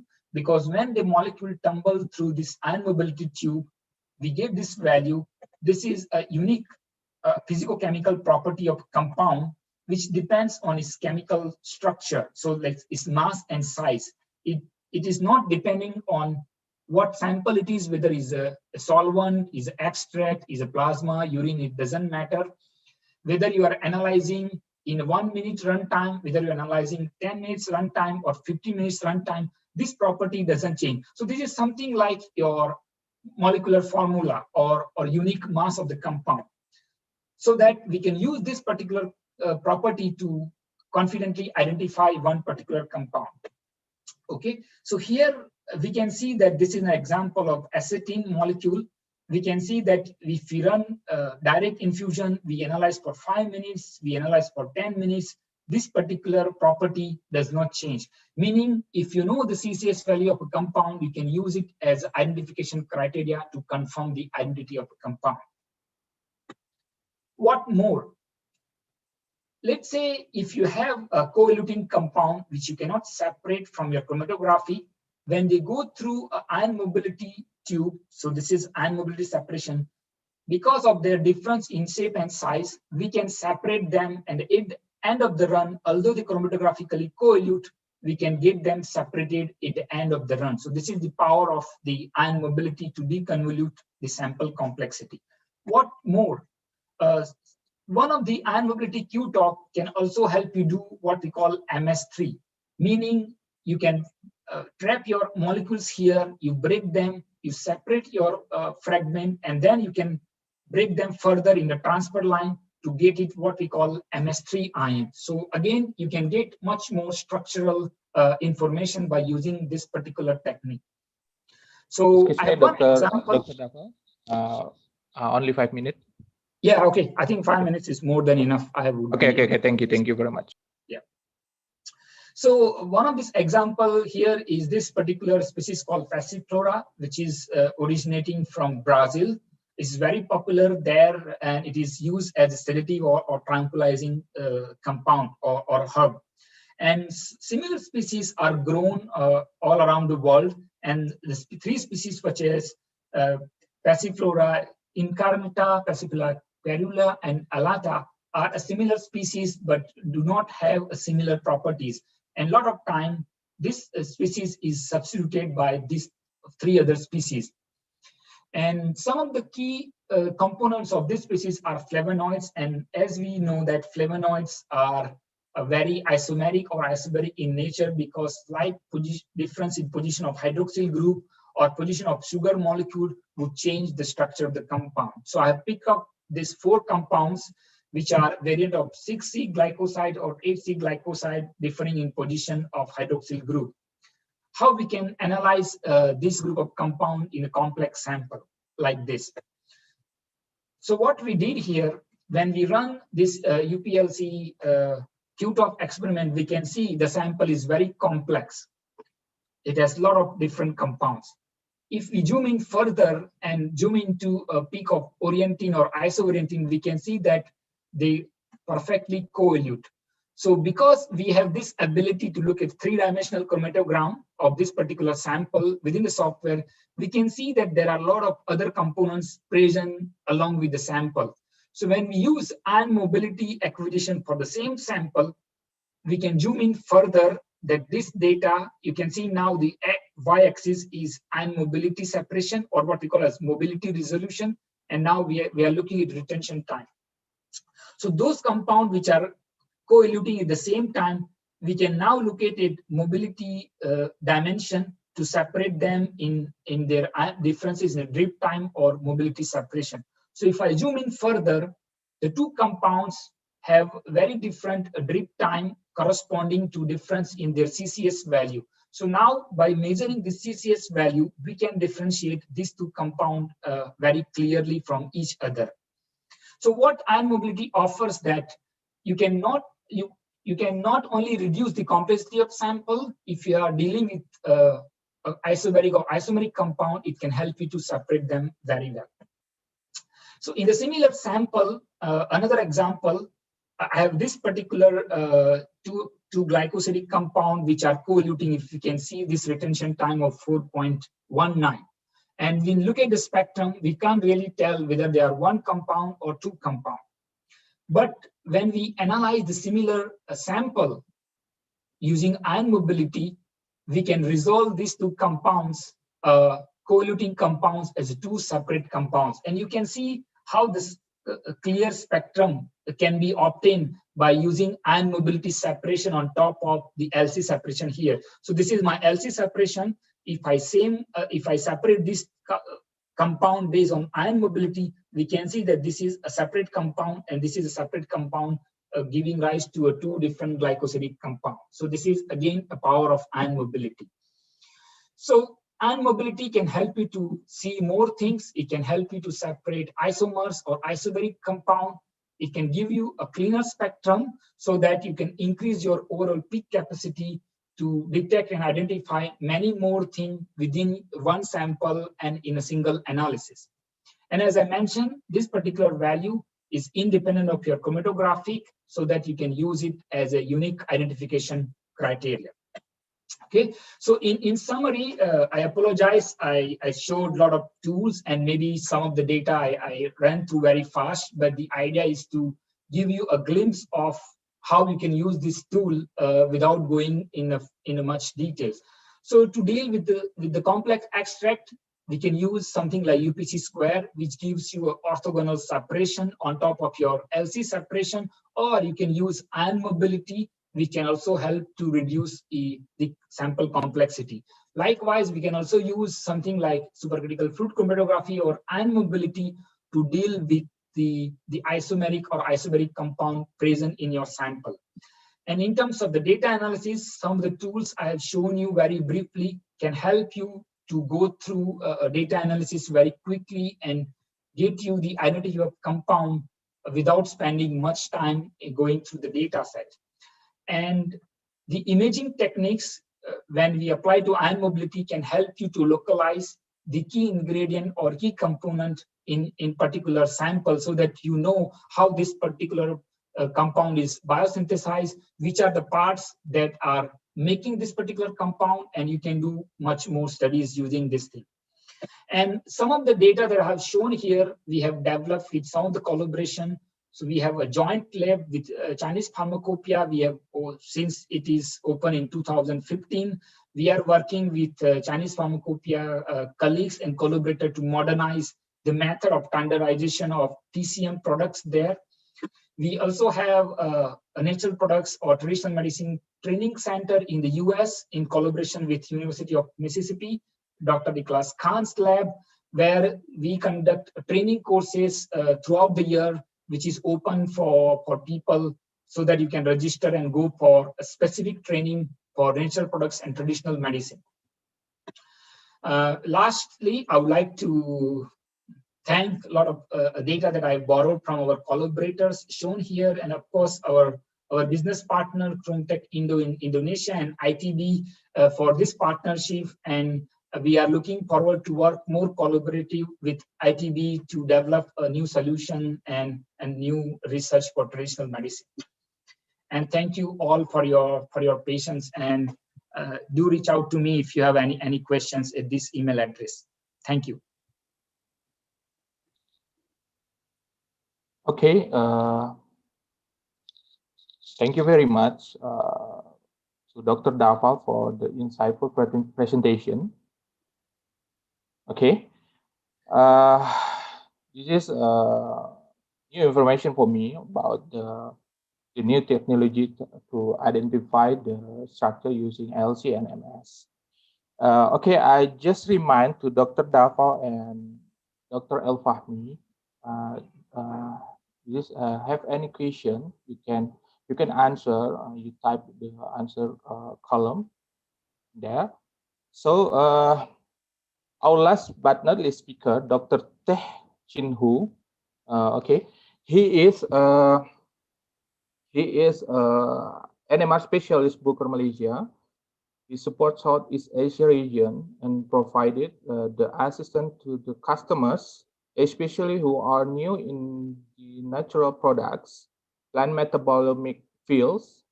And then he expertise is with software solution, but for pure compound and mixture NMR application. He also interested in metabolomics, quantitative NMR, and fast technique of metabolomic NMR. But before we hear the presentation from Dr. Te, we have a last video to watch. Please, Mr. Ari, play the video.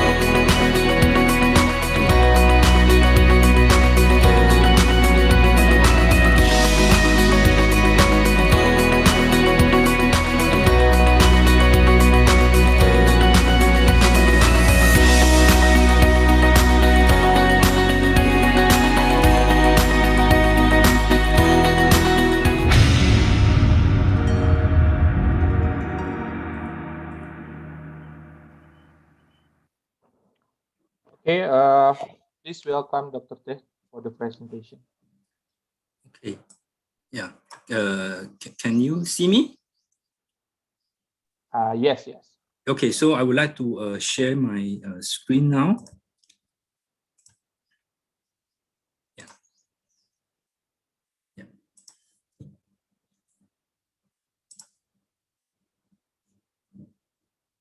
So can you see the slide as well? Yes. Okay, thank you very much. Okay, please welcome. Yeah. So thank you very much for the organizing committee to invite me to give a talk on the developments of the herbal medicine using the spectroscopy techniques. So I will start. Yeah. So as we know that for the classical medicinal plant research, so it involved several steps of the chromatography, separation, solvent extractions until we get the pure compound. So this is the classical way for the medicinal plant analysis, as mentioned by Dr. Emmy in the first section. So after you have the pure sample or pure substance, so we will go for the sample characterizations. For example, we are using the different spectroscopy techniques such as IR, MS, NMR, and even if you're able to obtain the pure crystal, then you can perform the X-ray crystallography to characterize your pure sample. And as we know that this is one of the good example to show how the classical medicinal plants. So Professor Tu Yu, she was awarded the Nobel Prize. So she isolated one compound called the artemisinins from the plants Artemisia annua. So she published one of the paper in the Planta Medica in 1982. So one of the spectroscopy method that she used to confirm or to characterize the chemical constituents, the presence in this plant, is the NMR spectroscopy. And if you take a look, actually NMR has been the tools to establish or to characterize the natural products. So, and these techniques have been long times been used to study the pure sample. So if you have the pure sample in hand, then you prepare in the tube and then you put into the NMR spectrometer, and the result that you obtain, actually these are the NMR spectra. And then all these spectra, these are the chemical fingerprints. And this chemical fingerprint is very specific and is a compound specific. So the change of one of the component or one of the minor structure will give the entire spectra differently. So this is one example to show how the chemical fingerprint is very, very consistent. So one sample measured in 2009 and the same sample measured again in 2017. When you compare the spectra of the above and the below traces, so these are very, very highly reproducible. So this is the NMR result from the same compound but different measured at different time point. So this comes to a very important highlight related to the NMR spectroscopy. So the actual NMR result is highly compound specific, and in addition to that, the NMR will give you the very high reproducibility. So this is even after 8 years. So once we have the NMR result, so the next steps, okay, so we'll go for the identifications or characterizations to identify which compound that is correspond to this NMR data. So one way is we can go to the literature search, okay, so you can check from the journals, and the software also can help, okay, to verify whether the structure and the spectra, they are consistent or not. So this is through the structure verifications using the software. So we have the software called CMC Assist that can help to verify the structure. And in addition to that, we have another software called the CMC SE, also have this capability to verify the structure. So here we need to have some 1D and the 2D result, then we can verify with this software. So at the end, so you get the PDF report to tell how close your structure compared to your spectra.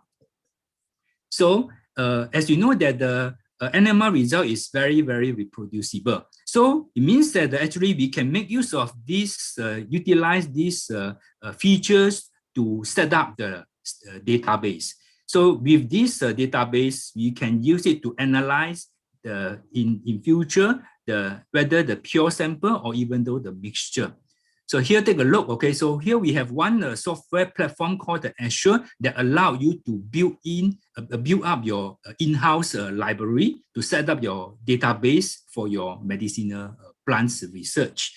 So here we have one example to show. Yeah, so using the Azure software, so you can deposit your NMR data into the Azure software, and this is in this slide showing the 1D. So actually, you also can deposit the 2D data such as the JResolve and the HSQC into the library, and then you can call up this library and to analyze your spectra. So in the flow, you will get the table then to tell you that how close your spectra, which is your plant extract match to your pure compound.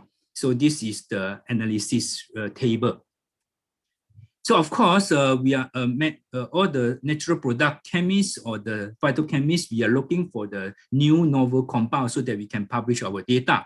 So in working on this new compound, a new novel compound, so very often you need a very complete spectroscopy data, for example, the 1D and the 2D.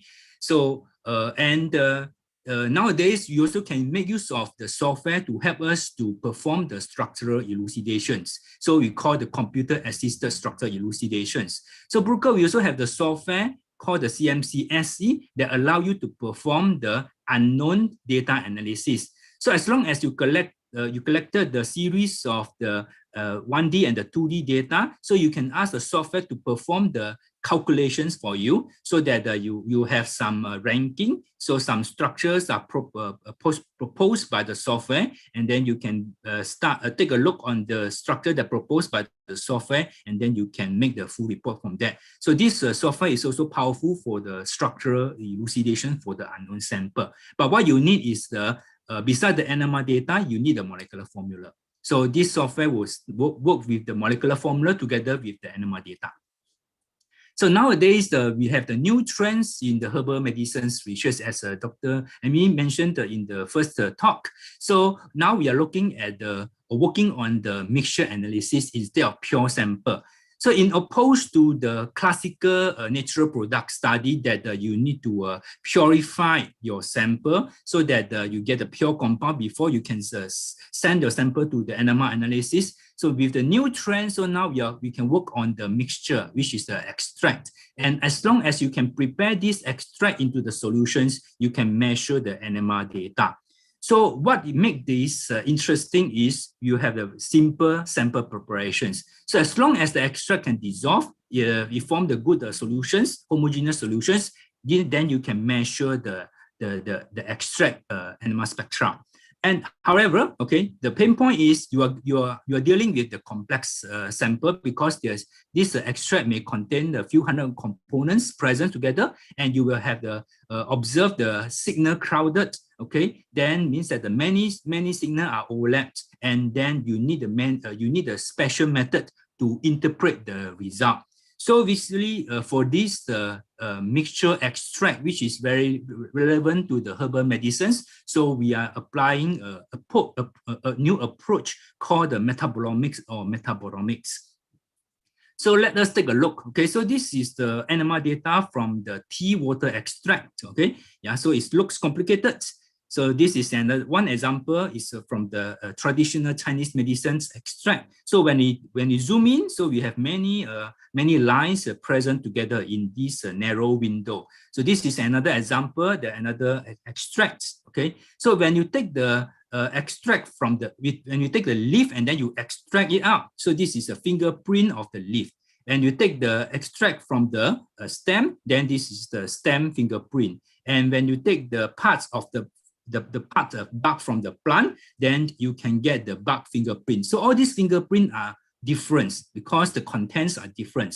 Yeah. So it means that when you look at the natural product extract, we are looking at the biochemical fingerprint of that sample. Yeah, it's complicated, but it's very informative. Yeah. So very often that we want to, when you look into this research, we want to select which experiment that work best for our sample. So you can have many examples, many experiments that you can find in the publications. But the most common and the most favorite experiment is a proton NMR. So this proton NMR is very sensitive and then it's very reliable. So when you take a look into one of the publications mentions that, okay, the proton NMR, yeah, is one of the technique that you can use it, and then this is very robust. And then when you compare between the laboratory, okay, so the proton NMR will give you the very high consistency. So this make the proton NMR favorite, okay, and then this is one of the main experiment that for the plants, medicinal plants research. So of course, if you have the better instrumentation, so more sensitive approach, then you can look for the carbon experiment, because the carbon experiment can give you the better resolution. However, so this experiment is insensitive. You need the better configurations. For example, you need to have the cryoprobe.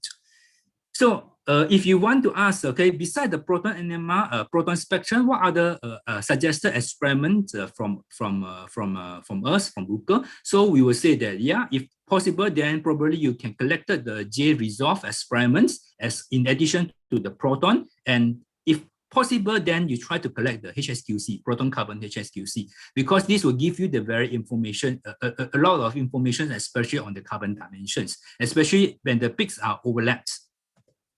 So let us take a look into the little bit detail on the metabolomics and the metabolomics approach. So when you look into the plant extracts, which are commonly known as a mixture, so we have a method to analyze it. So in this review, so they give the two terms, okay, two names. One is called the one approach is called the dereplications. Another approach, which is also go parallelly, is the metabolomics. So we take a look into this individual. So dereplications is also known as targeted screening. So under this approach, so what we try to do, we try to identify the signal from the extract, and we compare the signal with the known compound. Means that we try to compare with the library that we have. Okay, this is one. After we're able to identify the signal, then we try to quantify them. So this is we call the targeted screening. So it's sometimes people also call it metabolic profiling. Okay, so this is the same meaning. So the dereplications, targeted screening, or the metabolic profiling, they have the same meaning. So another parallel approach, which is also very useful, very powerful, is the metabolomics. So this metabolomics is also known as non-targeted screening or untargeted screening. So basically this method is using the chemometric, which is the statistical analysis, in order to help us to extract out the information from the complex data set. So sometimes people also call it as a metabolic fingerprinting. So it means that this method usually they use or they rely on the statistical analysis. Yeah. So we'll focus on this particular part, the untargeted screening. So when you take a look, okay, because we are dealing with the extract which are very complex, so it means that we need a method. So chemometric is one of the methods that we use, okay, to analyze, to extract the information from the complex data set. So this is another example, okay, the plant extract, okay, and perform together the NMR spectroscopy together with the multivariate data analysis. So when you look into this slide, okay, yeah. So by combining this the multivariate analysis, what we can do, okay, yeah. So the key part here is we can perform the authentications, okay, especially on the quality control of the botanical. So it means that by applying the statistical analysis, we can tell whether the plant is belong to the species A, species B, or is from the location 1 or location 2. Yeah, so this is the useful for the authentication. So it means that they make use of the statistical analysis to help to perform the classification.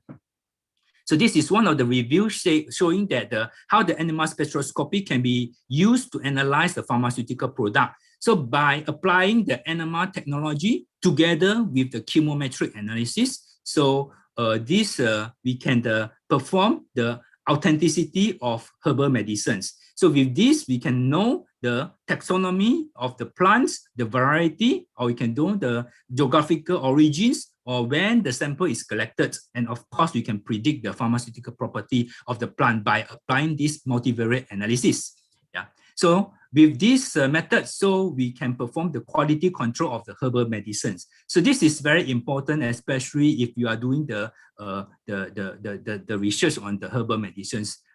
And one of the review paper also mentioned that the non-targeted analysis is a very powerful tool for the authentications of spices and herbs. So because this non-targeted analysis is make use of the statistical approach, and this is an unbiased method. With this unbiased method, means that it take the full fingerprint, means that the full profile, and then perform into a statistical way, and then try to perform the model building, and then we try to understand from the statistical plot. Yeah. So yeah, of course, this is also known as a fingerprint, metabolic fingerprint. So when you take a look, okay, yeah. So this review study a number of technology such as NMR, MIR, Raman, and NIR. So they found that the NMR seems to be the most efficient technique for authenticating spices and herbs, because the NMR gives the very complex, very complete chemical fingerprints of that herbs. Yeah. So with the statistical analysis, we can perform the classifications on the species of the plants. Okay, we know about the species, and we also can perform the analysis on the dietary products. So whether you have the supplementary products or the herbal medicine product, you can also use this animal fingerprint as your approach. So of course, we can also use this to predict the biological activity, okay, using this chemometric analysis together with the NMR. So we can predict the biological activity, and sometimes you also can use this approach to isolate the active compound from the plants. So this is we call the metabolic guided isolations. So as Dr. Amy mentioned in the first talk, so bioactivity guided fractionation of the bioactivity guided isolation is the classical way. So now with the new technology, with the metabolomics approach, so we also can make use of this chemometric plus the NMR, so to guide us to isolate the active compound from the medicinal plant. So this the targeted screening and the non-targeted screenings, these are the important approach that we can apply. So now we move on to the targeted screening. So the targeted screening mainly try to identify the compound, and then we try to perform the quantification. And this can be combined with the metabolic fingerprinting and the metabolic profiling as a method to perform as a method to validate or to verify the quality control of the medicinal plant. So this can be used as a quality control of the phytomedicines when we combine both techniques together. So after we identify the important biomarker for the certain extract, okay, then we can perform the quantifications on that. Yeah, so you can perform the quantitative analysis on this biomarker so that we can standardize the extract with the certain biomarker. Yeah. So this is one of the reference that we try to gather. Yeah. So for the plant analysis, one of the NMR software that we can use for the plant analysis. So Amix is one of the software that mentioned in these publications. So another very recent publication, Nature Protocols. Okay. So the Amix is also one of the software that mentioned in this Nature Protocol. So actually, beside the Amix that commonly used in the metabolomics analysis, so we also have the software that I mentioned also before, the Assure software. Assure NMR is also the software that allow you to perform the metabolic profiling and the metabolic fingerprinting, in the one combined software. So you can use it to to establish or to create your own in-house library so that you can use it for the identification. And the software also comes with the statistical package that you can use it for the statistical analysis. So of course, with the same approach, so not just quality control of herbal medicines, you also can identify the contaminations from the of the herbal products. So this is one of the paper that you can take a look, okay, if you are interested. And you also can perform, or you can also analyze the adulterated components that present in the herbal medicines and the dietary. This is through the very special animal experiment called the DOSI. Yeah. So next, I will move on to give the example to show how the animal can be used to analyze the plants called the Eurycoma longifolia. Yeah. So this Eurycoma longifolia is the plants that can found natively in Thailand, Indochina, Burma, and South Asia, and you have different name. So whether you call it the Penawa Pahit or the Bidaralau in the Indonesians, or Malaysia we call it Tongka Ali. So what we did is we collect the plants from the different locations. So these are the different provinces in Peninsular Malaysia. So we collect the sample from Perak, Selangor, Terengganu, and Kedah. And then we perform the extractions. We chop these plants, the roots become the small pieces, and then we dry it, and then we grind it to the powder. And then we take the powder and then we extract it, okay, with these methods, okay, the deionized water, and then we extract it 3 days. Then after that, we take this extract, we filter it, and then we dry it. We evaporate it to dryness, and then we get the extract, and we take the small amount of extract, 100 milligram extract, and we prepare in the current recipe so that we can dissolve, we can prepare in the enema tube. So before we put into the enema tube, we try to make the sample fully homogeneous. So we vortex it, and then we centrifuge, ultrasonic it, and then we centrifuge, and then all to try to make sure that the sample is homogeneous, and we prepare in the enema tube, and then we measure the enema spectra. So this is the data from all the locations. So as you can see here, that this extract is complex. Okay, so you have the high component, a high major compound, and then you also have the minor compound. So because they are collected from different locations, and these belong to different plants, so you will see some variations. Okay, so these are the biological variations, as also can be due to the geographical origins. Okay, but in overall, so we are getting the high quality enema data for the plant extract. Okay, then this enema data we subjected to the two approaches that I mentioned.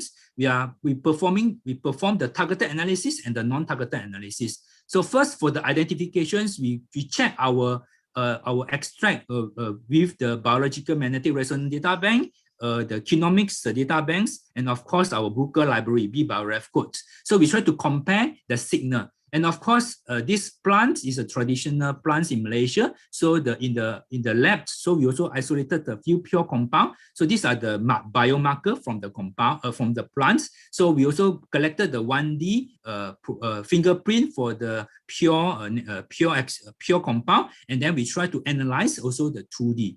So this is the result that we have. So we identified based on all the library that we have and all the pure compound that we have in the lab. And then these are the signals that we're able to identify from the 1D, and then these are the signals that we can identify from the 2D.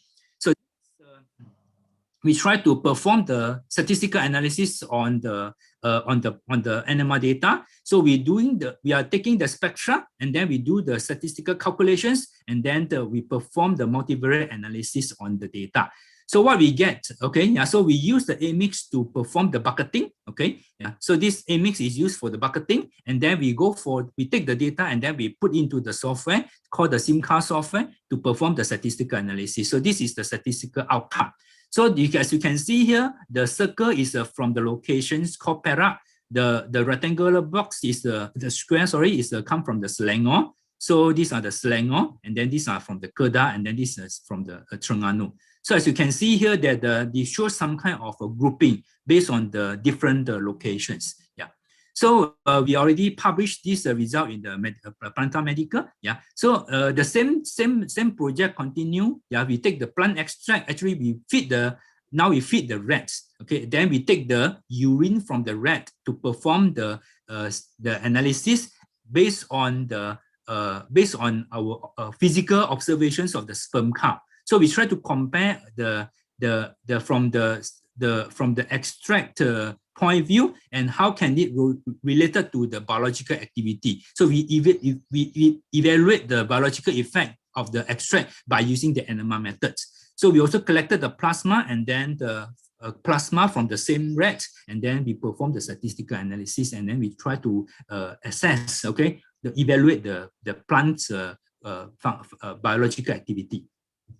So next, the last part, I will talk about the herbal medicines database project. So as we know that for the plants, medicinal plants study, so the identifications of the pure compound from in order for the analysis is important. So from this review, so it shows that actually the enema data for the plants, okay, is very limited. Okay, we lack of the database, especially for the secondary metabolites. So this is an obstacle for the enema-based plant metabolomics. So in view of this, so we actually already start the collaboration project with the University of Science Malaysia School of Pharmaceutical Sciences, collaboration with Professor Dr. Chan Kit Lam, USM. So we try to set up the plant library that related to the Eurycoma longifolia using the Azure NMR software. So we identified some quasinoids from these medicinal plants, and then we measure the NMR data, and then we deposited the spectra into the library, and we set up the in-house library. So as you can see from one of the review, okay, saying that most of the database available, okay, in the market, okay, or the available, so those are the static image, means that all the spectrums, they are in the PDF form, okay. So in the static image does not allow us to overlap, okay. You cannot inspect the particular region in detail, okay. So this is usually this is what it mentions. So we able to try to build our library so that this library can be in the dynamic form. So what happened is we compare the pure compound library, which is on the top, the first and the second, and the four more compound at the bottom, and then at the middle, these are the extract. So as you can see here, when you overlay our pure compound with the plant extract, okay, yeah. So you can see that if the compound is present in the mixture in the medicinal extract, okay, plant extract, so the signal will be very consistent, okay. So this is for the purple compound, okay. So as you can see here, the presence in the extract. So this is another regions, okay, yeah. The purple signal is also present in the extract. So yeah. So it means that when you try to identify the presence of this pure compound in the extract, so you have to fit all, okay, yeah, because even though the plant extract fingerprint is very complex, so we have to fit to all the signal. So with this, we can identify this compound. And what makes this more powerful with this dynamic database is we can also, especially for the lower signal. So this is the minor compound in the extract. So if you cannot overlay them, this is hard to tell whether the extract contains this minor compound or not. So as you can see here, yeah, so this signal is consistent in all the extract. So this signal is also very, even though it's very low, but it's quite consistent. So when you take a look into some other regions, so the signal are very consistent that correlate to this second reference, so which is the blue line, okay, this is a blue signal, so which is also very consistent. So we try to set up this library for the 1D library for the pure for these plants, so that we can use it for the extract identifications and like the evaluations. Yeah. Then this is the minor compound. Of course, okay, yeah, we can also we also in our project, so we plan to set up the 2D library, 2D database, because the 2D library, according to this review, so it said that it gives us a better signal dispersion, especially for the peak overlapping. So actually, this is our next stage of the collaboration project. So we try to set up the plant library, okay, by using the 2D data, and we try to deposit into our Azure NMR software. So this is the next stage collaborations. Yeah. So with this, I finish up my talk. Yeah. So I'm not sure, is it earlier a little bit or not, but thank you very much for your attention. Okay.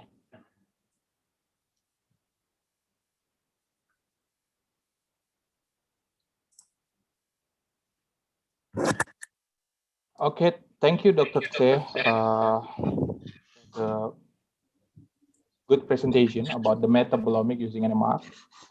Thank you. Okay, now I will try to conclude the topic for the three speakers.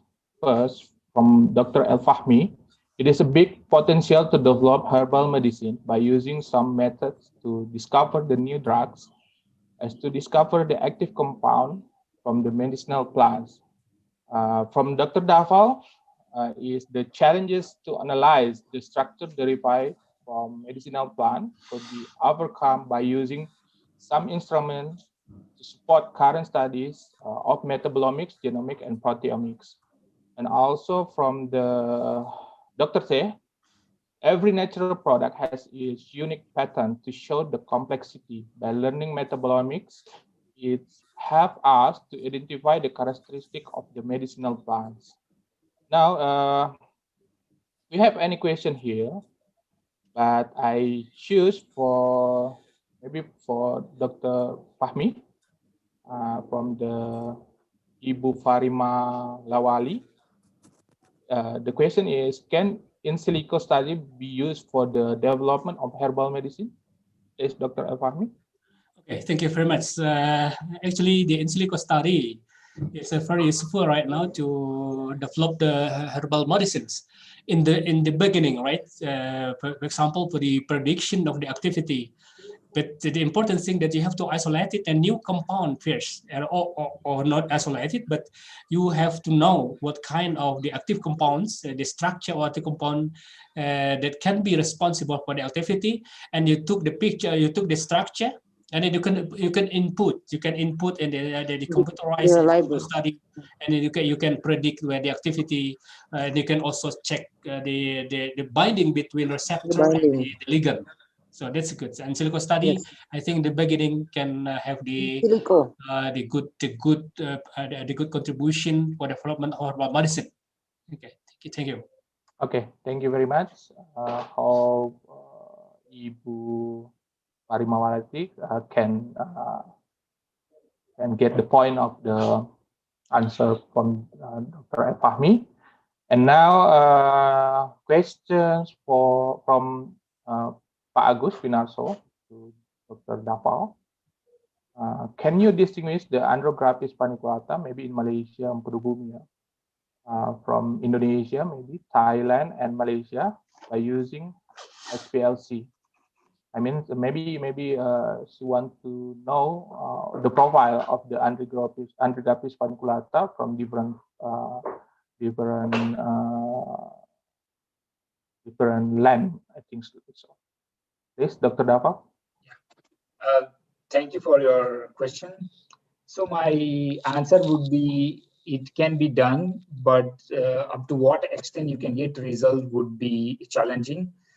Because let's say if you can, there are people who are using HPLC with UV or PDA detector, and then they use a multivariate statistical analysis to do a fingerprinting by using this HPLC UV data.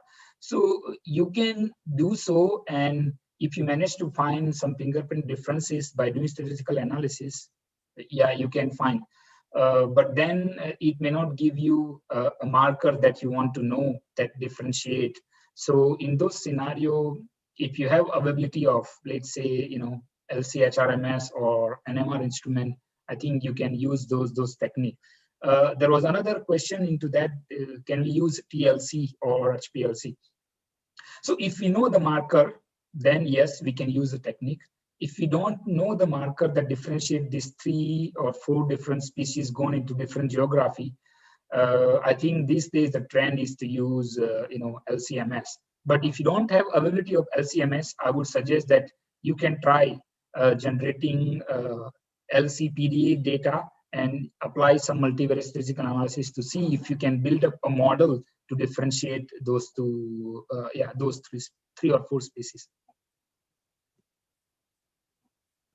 Okay, thank you very much, Dr. Davao. Okay, maybe the second question.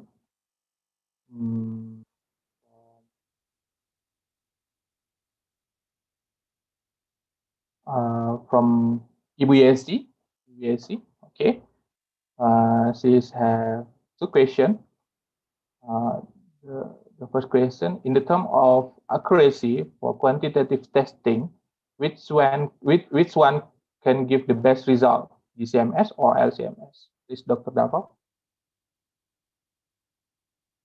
Okay, so I think both technique will give you quantitative results, but the results would depend on what compound you're trying to analyze. Whether your compound you're trying to analyze, can you analyze it by GC or can you analyze by LC? Because for GCMS, right, there are some limitation. Your compound has to be volatile. It works for relatively non-polar compound, and if your mass is around 500 or lower, it works better. If your compound is non-volatile, if it is polar compound, then sometimes there is challenge to accurately analyze by using a GC, right? So this is my answer. So it depends on what molecule or analyte you are trying to analyze. Both techniques works if provided your compound is suited for analysis by a GC or analysis by LCMS. There was another question about retention time shifting, right? In the same question. Between GC and LCMS. So because the way the GCMS instrument is designed, you can control most of the parameter from one side to another side, because you don't use any solvent as a mobile phase, you don't need to use any modifier, you don't use any other conditions. The electron ionization of GCMS is very controlled in nature. So that's why the fragmentation you produce from one instrument is comparable to data produced from other vendors' machine and so on. And that's why we have those Wali and NIST library that people can use to search against.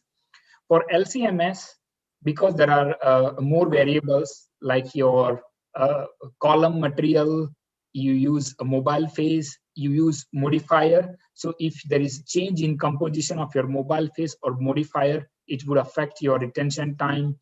If your column is dirty and if you're not cleaning it properly, when you run a sample again and again, it would cause a shift in the retention time. So so these are the parameters that someone, if you want to get a reproducible data on LCMS, you need to make sure that you are doing proper cleaning, your mobile phase composition remains the same. You use a column which is uniformly packed. So because if you use some column, the stationary material that is packed into HPLC or LC column, if it is not uniformly packed, you will get variation in your analysis. So these are certain consideration for getting a reproducible data for LCMS. Yeah, sorry, it was long answer, but there are a lot of things to consider. Never mind. This is very informative for us. Okay, I have question to Dr. Daval and Dr. Teh, but maybe Dr. Teh can answer first. My question is, given the current pandemic situation, most researchers focus on understanding COVID-19, including the virulence.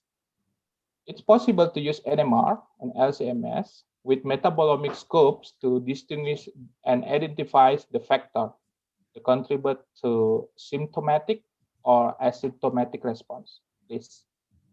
Okay, so thank you for the question. So so far we have a group of collaboration network on this international COVID-19 NMR network, led by Australia Phenome Center, Professor Jeremy Nicholson.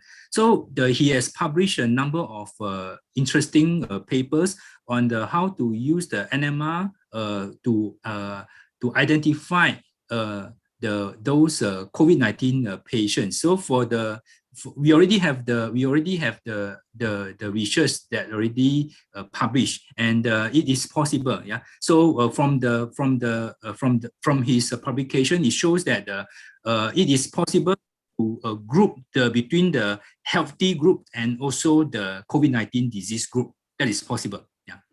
Okay, thank you. Yeah. Maybe Dr. Dava, can you give the answer?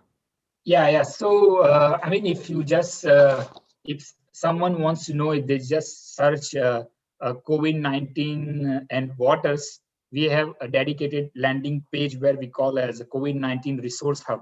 So within a company, we have dedicated team of scientists who are assigned to work with researchers around the world who are working on this COVID-19 related. So we also have done a lot of work in this space.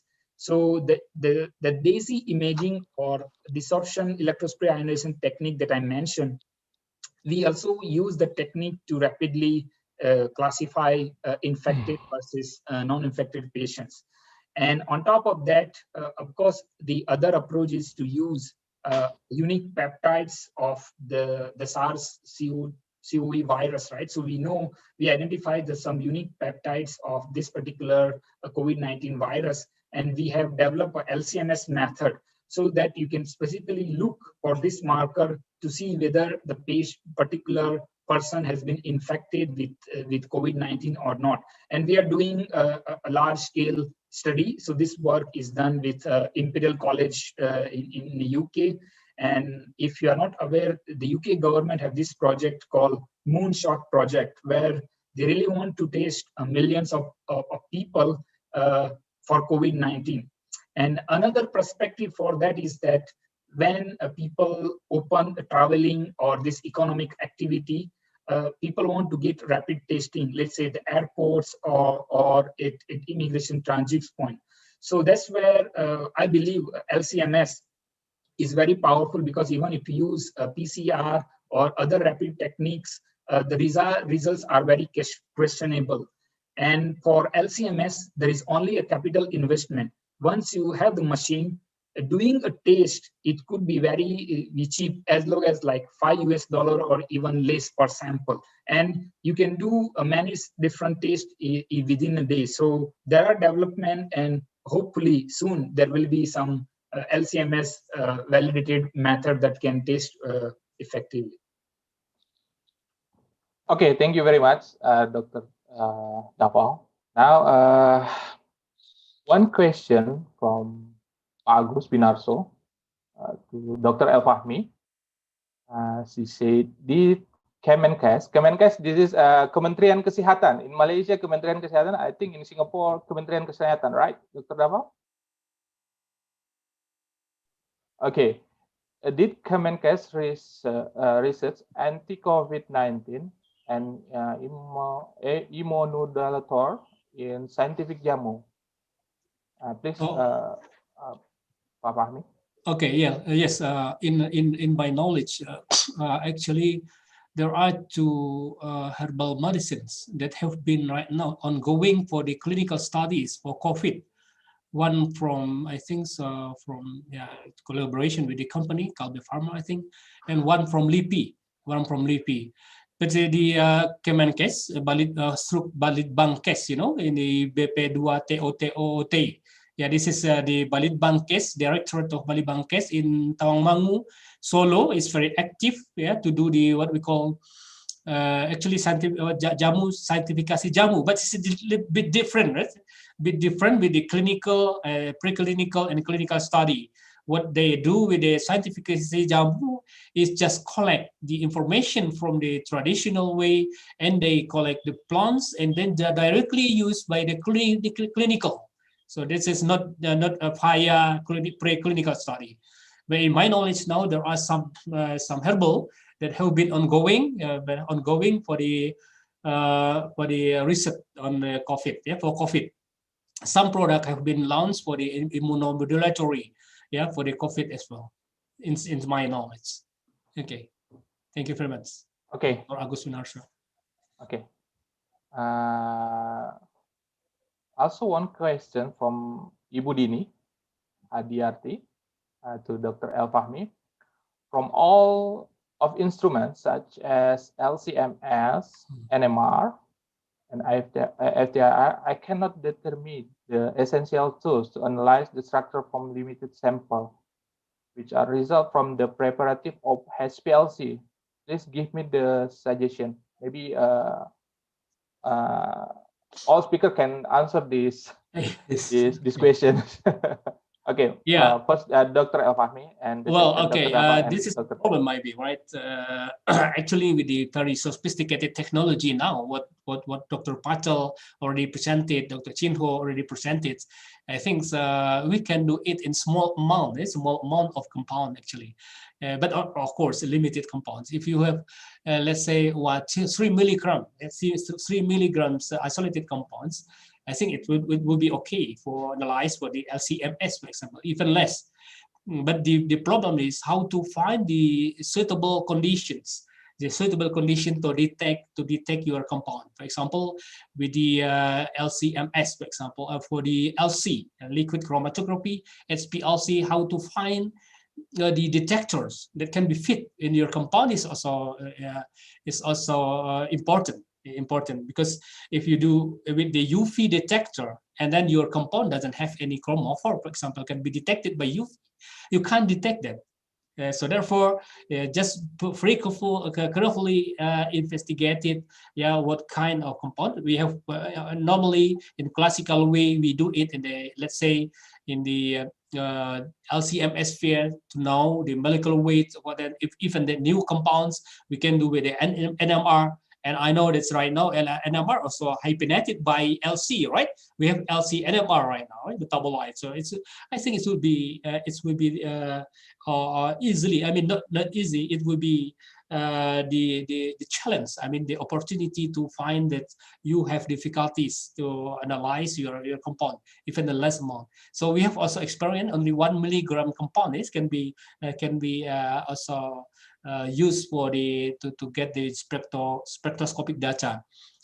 In my in our era at the time, 30 years ago when I was a student, so it's difficult to elucidate it. Dr. Patel, now maybe we have NMR, that's only 5 megahertz, for example, right? But we have now LC NMR, and we can do chemometric, of course. We can do also bioinformatic and metabolomic as well, with a very sensitive, with very sensitive technique, and then the important thing, how to find the suitable condition, with the structure, the prediction, and then I think the difficulties to elucidate the structure of isolated compound. Even the low amount of the isolated compounds can be solved. Okay, that's my question. Maybe Dr. Patel and Chin Hui. Okay. Dr. Dapal, maybe you can give the answer. The minimum of amount of sample to get the MS or a mass of the target compounds. Oh, I mean, if it is pure compound, we can do with nanogram or picogram, microgram level compound. So this pure compound, if you have microgram, even is enough for these days machine. And for NMR as well. Right? Yeah. For NMR, maybe Dr. Chin Hui, answer. You can answer. And ours much more, right? With the LCMS, that can be less. Okay. Yeah. Even for crude extract, even we are now dealing with like 1 milligram of crude extract, and we can profile compounds present in the extract. But if you're talking about pure compound, nanogram, microgram, picogram, all can be accepted for mass.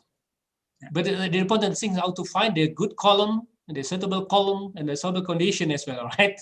Otherwise, we can't. If it is pure compound, if you're very sure of the purity, maybe we can do like a direct infusion into a mass spec without any separation. But I always suggest people, if you have enough compound, to do an LCMS injection, because when you purify, you may not know whether there is one compound or two compound. But a lot of time I experience when I run later on LCMS, I realize maybe my compound is like 60% pure, 40% it's not pure.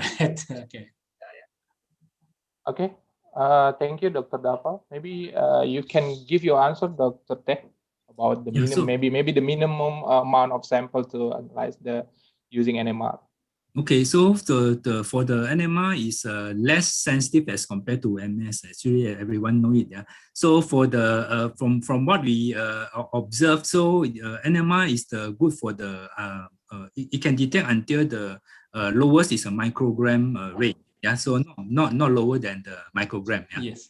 Picogram, nanogram, definitely NMR is out of the detections limit. But for the extract itself, we do have the extract that from about 1 to 2 milligram. Yeah, so that is also workable. Yeah. So it depends on what you are looking at. So if you have the extract, and which is a complex extract, and then we are looking at the very minute component in the mixture, then that definitely is not possible. Yeah. So for the major chemical profile, for the major group or the major compound, then the 1 or 2 milligram is for the NMR for the plant analysis is still possible. Yeah. So we in NMR we just look for the one signal for the particular compound. Yeah? You do not need to have the full fingerprint. So let's say one particular doublet then we can identify that, then we can use it as the marker. Yeah. Okay, thank you very much. One question from Deden Indra Dinata. The question is to Dr. Patel. How to determine the configuration of the isomeric structure with HRMS? Can it also determine the relative configuration of the enantiomer as well? Please. Oh, so this is a tricky question. So what I showed, the technique, the ion mobility, can help you to tell you that these two compounds are different. They are isomer. But to really know, if you don't know which compound is which conformation, the mass spec alone cannot tell you. Okay, so the one technique we have, which I did not presented here, we recently commercialized is like last year. We call it cyclic ion mobility instrument. So the one instrument I showed today is like one tube.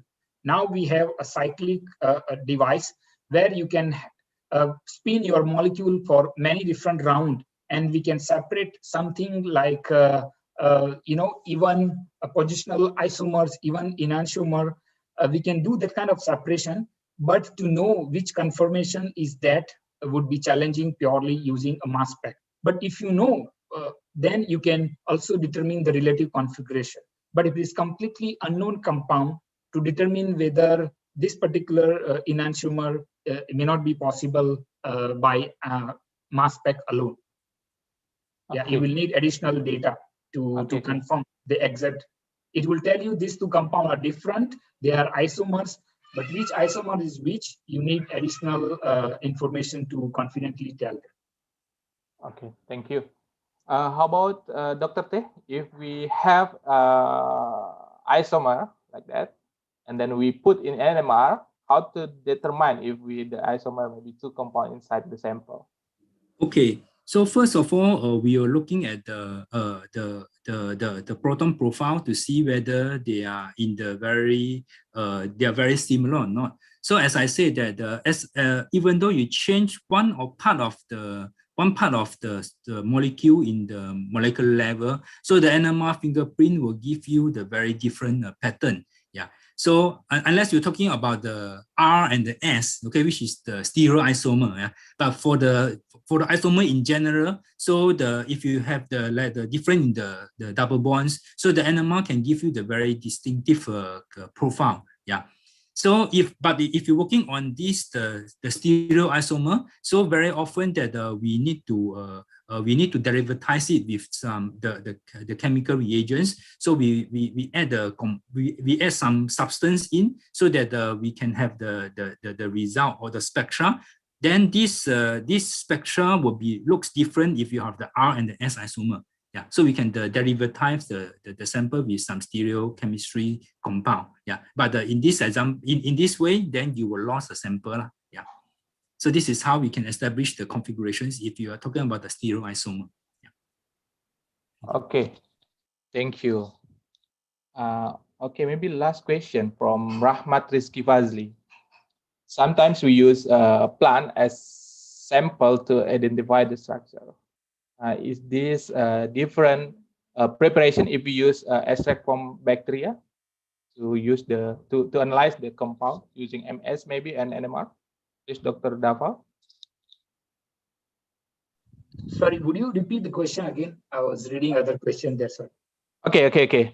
From Rahmat Rizki, he said sometimes we use plant to identify the compounds. Now maybe he worked on bacteria. Is this different preparation to identify the mass maybe using MS if the sample from bacteria? Okay. So I think the workflow or the approach that I showed, right, it would be the same. I think it doesn't matter whether sample came from bacteria, fungi, or plant. We will try to separate, create a good chromatographic conditions to separate all the compounds and then detect using a mass spec. So what we have done over the last 2 years, we have a collaborator in Canada, Dr. Roger Lannington. He specializes in marine and fungal natural products. And for those people who work on marine and fungal natural products, you know that compared to plants, the available database or libraries are very limited. So we just developed, I think last year, we have developed a library of marine, bacterial and fungal metabolites derived from natural products. There are, I think, about 25,000 compounds in the database. So we are using the database to aid in identifying the compounds that we analyze using our LCMS. So workflow would remain the same. It's just that there are limited databases available. So that's where you need to find some way to identify the compound. And we have developed tools, and we are continuously developing. On that same note, we are also working how we can combine this LCMS along with high throughput screening to identify the active compound and the fractions from the beginning, rather than doing two things separately. Yeah, so I think do reach out to me, and I will send you a link and information to Dr. Roger Lannington's lab, where you can find a lot of resources for fungal and bacterial metabolites. Okay, thank you. How about Dr. Teh? Can you give your opinion about the if we work on bacteria, if this is different preparation if we identify the compound from bacteria or and from plant, maybe like that. Okay, so actually for the identification, we are working on the same platform, which is the pure compound database. So as long as the requirement is we want to ensure that the bacteria extracts, okay, measure under the similar conditions with the library, the compound library. Then, so if they are under the similar conditions, for example, the similar pH, okay, or the similar magnetic field strength or similar temperature, then whether the bacterial extract is very complex or not doesn't matter, because we can straight away compare. Yeah. So for the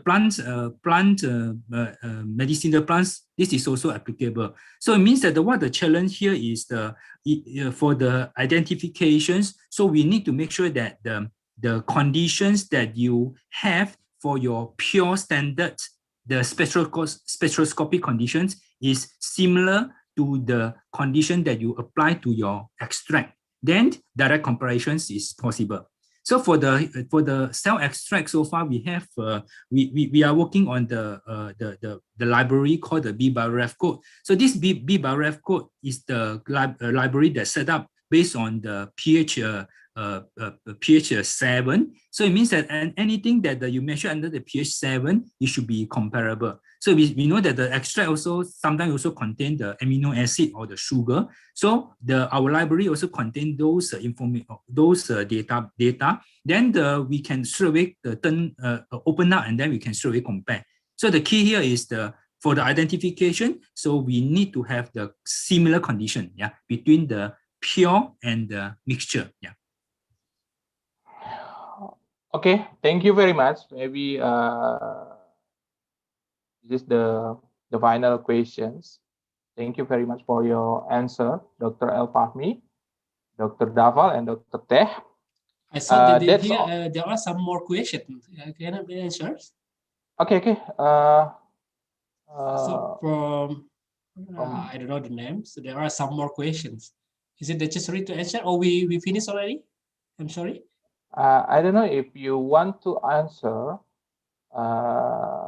Oh, well, there is some question that maybe if there is time, I would like to answer. So the first one is important, for example. The question is, one biggest problem of standardization of herbal medicine is, in my opinion, the use of expensive instruments such as NMR, LCMS, etc. As far as I know, in Indonesia, there is also a very limited instrument available for research. Yeah, is it possible to actually standardize using regular instrument, for example, UV, IR, infrared, etc., with the same robust result as those expensive instruments? Or does the government funding is the real bottleneck on why our research progress are so slow? So I would like to answer this question, because it's a very big issue. Actually, for standardization of herbal medicine, we don't need actually NMR.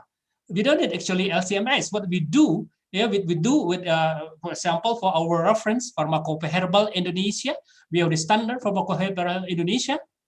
We do actually minimal is the LC densitometer, for example, to measure what is the amount of your compound in the extract in your samples. So NMR actually is not for standardization. NMR is just to know what is the compound, what is the elucidation compound, also for the metabolic study as well. But for the standardization of herbal medicine, you can use UV as well, right? Yeah, for example, if you are not in Pharmacopoeia Herbal, we use also UV for total flavonoids content, for example, for phenolic content. And in my opinion, there are some funding actually that we can buy it. Yeah, what we do. Yeah, we just got the from Waters, right? UPRC, RMS. There are some funding from government, but this is competitive. So I think this is also the chance to Indonesian researcher, to get the funding, and it can have, for example, NMR, for example, right? LCMS, and we have this one. This is possibility. Okay, good.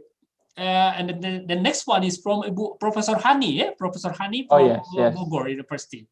Yeah, Professor Hani already did the experiment since '85 in Japan, right? And she already asked the students to also do the isolation. The simple question is whether all these instruments available in our institution. We have book. We have NMR, 1M NMR in Bandung, the ITB.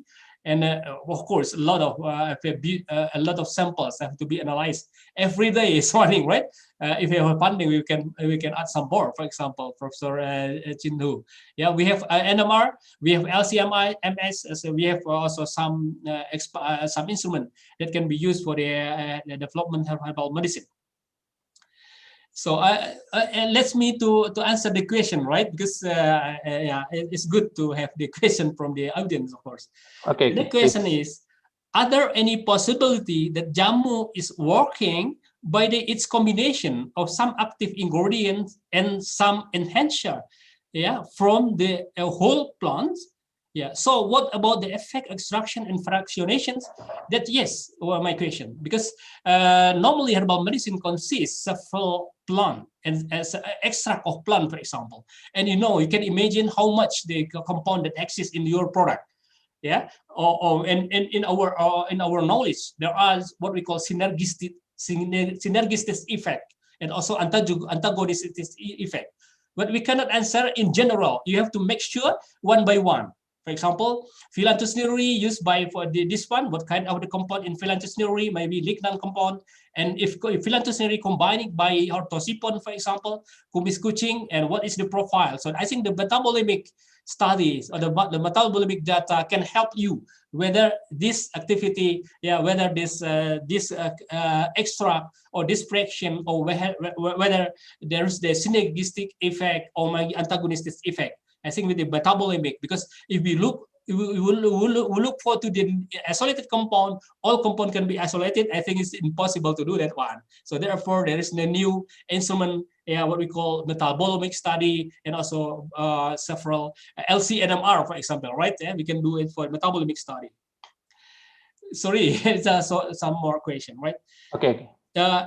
In conducting bioassay guided isolation research, can we do the A test, which guide the fractionation and isolation process, then perform to the B test, different from A, to see further isolated activity? For example, test A and test B are related. For example, antioxidant and test A and tyrosinase inhibitors. I think you can do. Yeah, you can do, because antioxidant and tyrosinase, they have the relation for the activity, right? Tyrosinase, for example. But if you really, for example, for the others, you can do by yourself. I mean, each compound where we have the special, also the technique for isolation.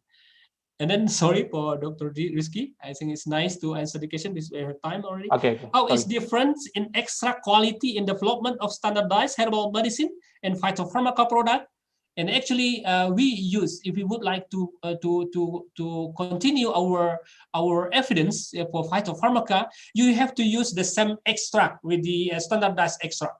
That's mean, yeah, you can continue the same sample, yeah, the same sample what you do in the standardized extract for to check with the clinical study. So this is not normally this is the problem. If you do the standardized extract, you use the different extract, maybe the different profile, for example, and you do the clinical study with the different sample, it can give the also different result. So that's mean from the beginning, if you have the extract from jamu, for example, and you would like to increase it to standardized herbal medicine, you have the same extract. It's at least the same standardization extract, the standardized extract, and you goes to the phytopharmaca development, because and then we have the good history in our product for phytopharmaca, and you have really the good activity for the pharmacological activity. I mean, thank you very much. That's I think I should answer this question. Maybe there are other any question to Dr. Daval and Dr. Daval. One question for Dr. Daval. What kind instrument used by FDA USA for detection all kind of substance, for example, active compound from Herbal?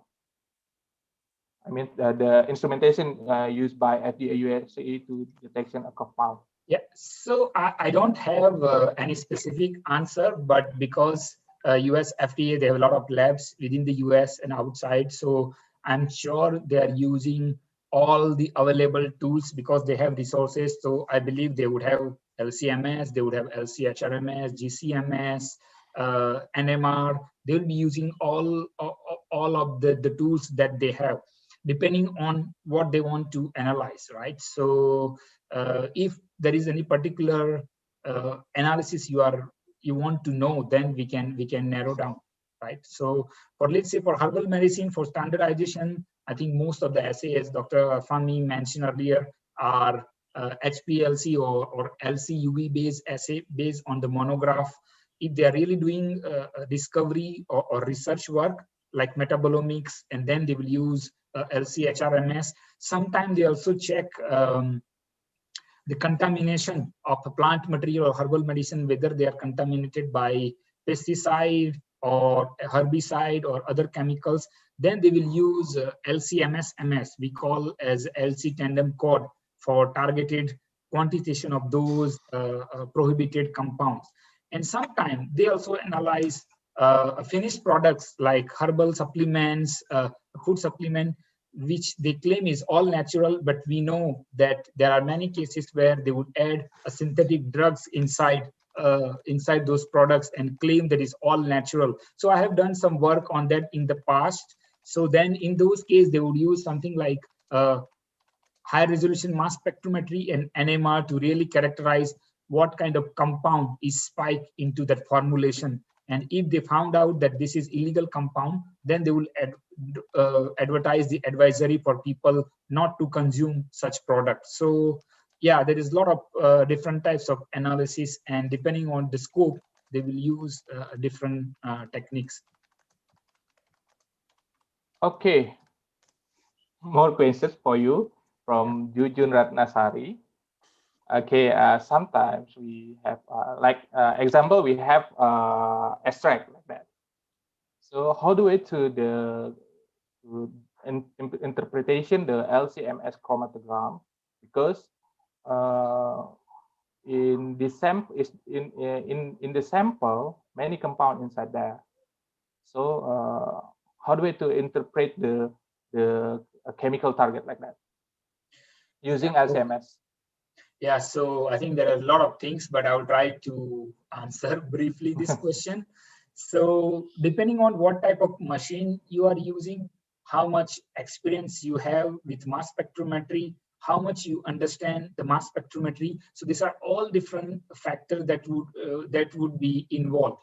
So let's say when I used to do work a long time ago, what I do, which all researchers start, right? We do a very good literature search. If I know what plant or species I am working on, I will do literature search to create a table or list of the compounds that are reported in literature. Then I will try to get the mass information. Okay, so when I get my data, if I don't have available tools or softwares that I described earlier, then you have to do a manual process, right? So you then compare the masses of the compound with the masses that you can find in your data set, like peak, to see whether this compound is present. But again, if you are using a nominal mass, then there could be a questionable whether this is really that compound or not. If you're using accurate mass, then maybe there is more level of confidence. Okay, so this is one way you match and try to find out this compound. If you do not have this compound, then you are looking at what we call as a mass spectral data, right? So then you need to understand whether this is my molecular compound peak, whether there is any adduct, because for mass spec, sometimes you'll get M plus sodium, M plus potassium, some adduct depending on what mobile phase you use. Sometimes the molecule may break into a mass spec. So let's say if you're looking for glycoside, you have to look at whether there is a difference of 179 or 145, which represents the loss of sugar residue or glucose residue. So yeah, I would say if you don't have experience, then maybe you need to spend some time to study the mass spectrometry, fragmentation, or the data part. But the easiest way, you just compare this data set. So I think I also was about to type the answer to this question. Is there any special preparation you can do? Not really, except you can try to separate your chromatography very well, so that if you do the separation very well, then your LCMS data would be less complex for you to easily interpret it.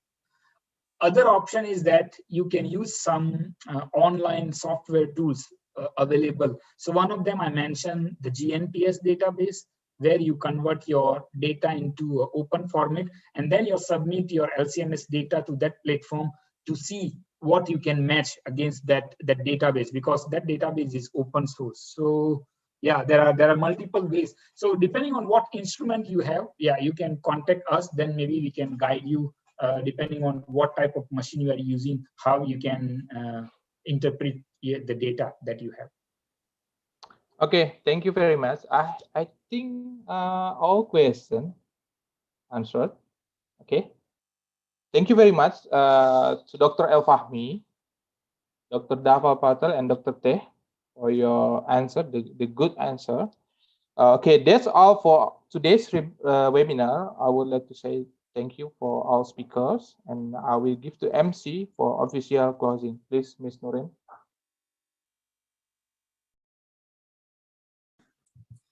All right, thank you, Mr. Randi. So that's all for today's session. And next we will have a photo session. So for panelists and the speakers, please turn on your video. We'll have a photo session. Okay, so operator, please stand by. All right, I will count down from 3. So 3, 2, 1, and smile. Okay, operator, is it good? Okay. All right. Okay, so one more. And for part one more? All right. Yeah, 3, 2, 1, smile.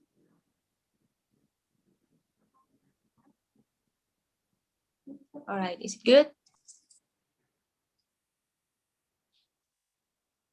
Okay. Good. Okay.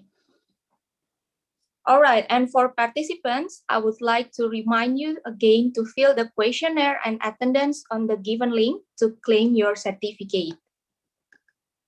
So once again, I would like to say thank you for all the speakers, Dr. El Fahmi, Dr. Dhaval Patel, and Dr. Teh Chin Ho, for your time to give such an insightful knowledge for all of us.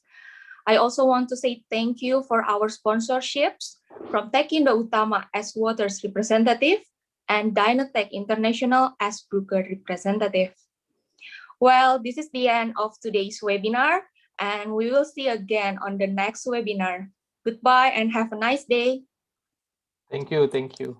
Thank you.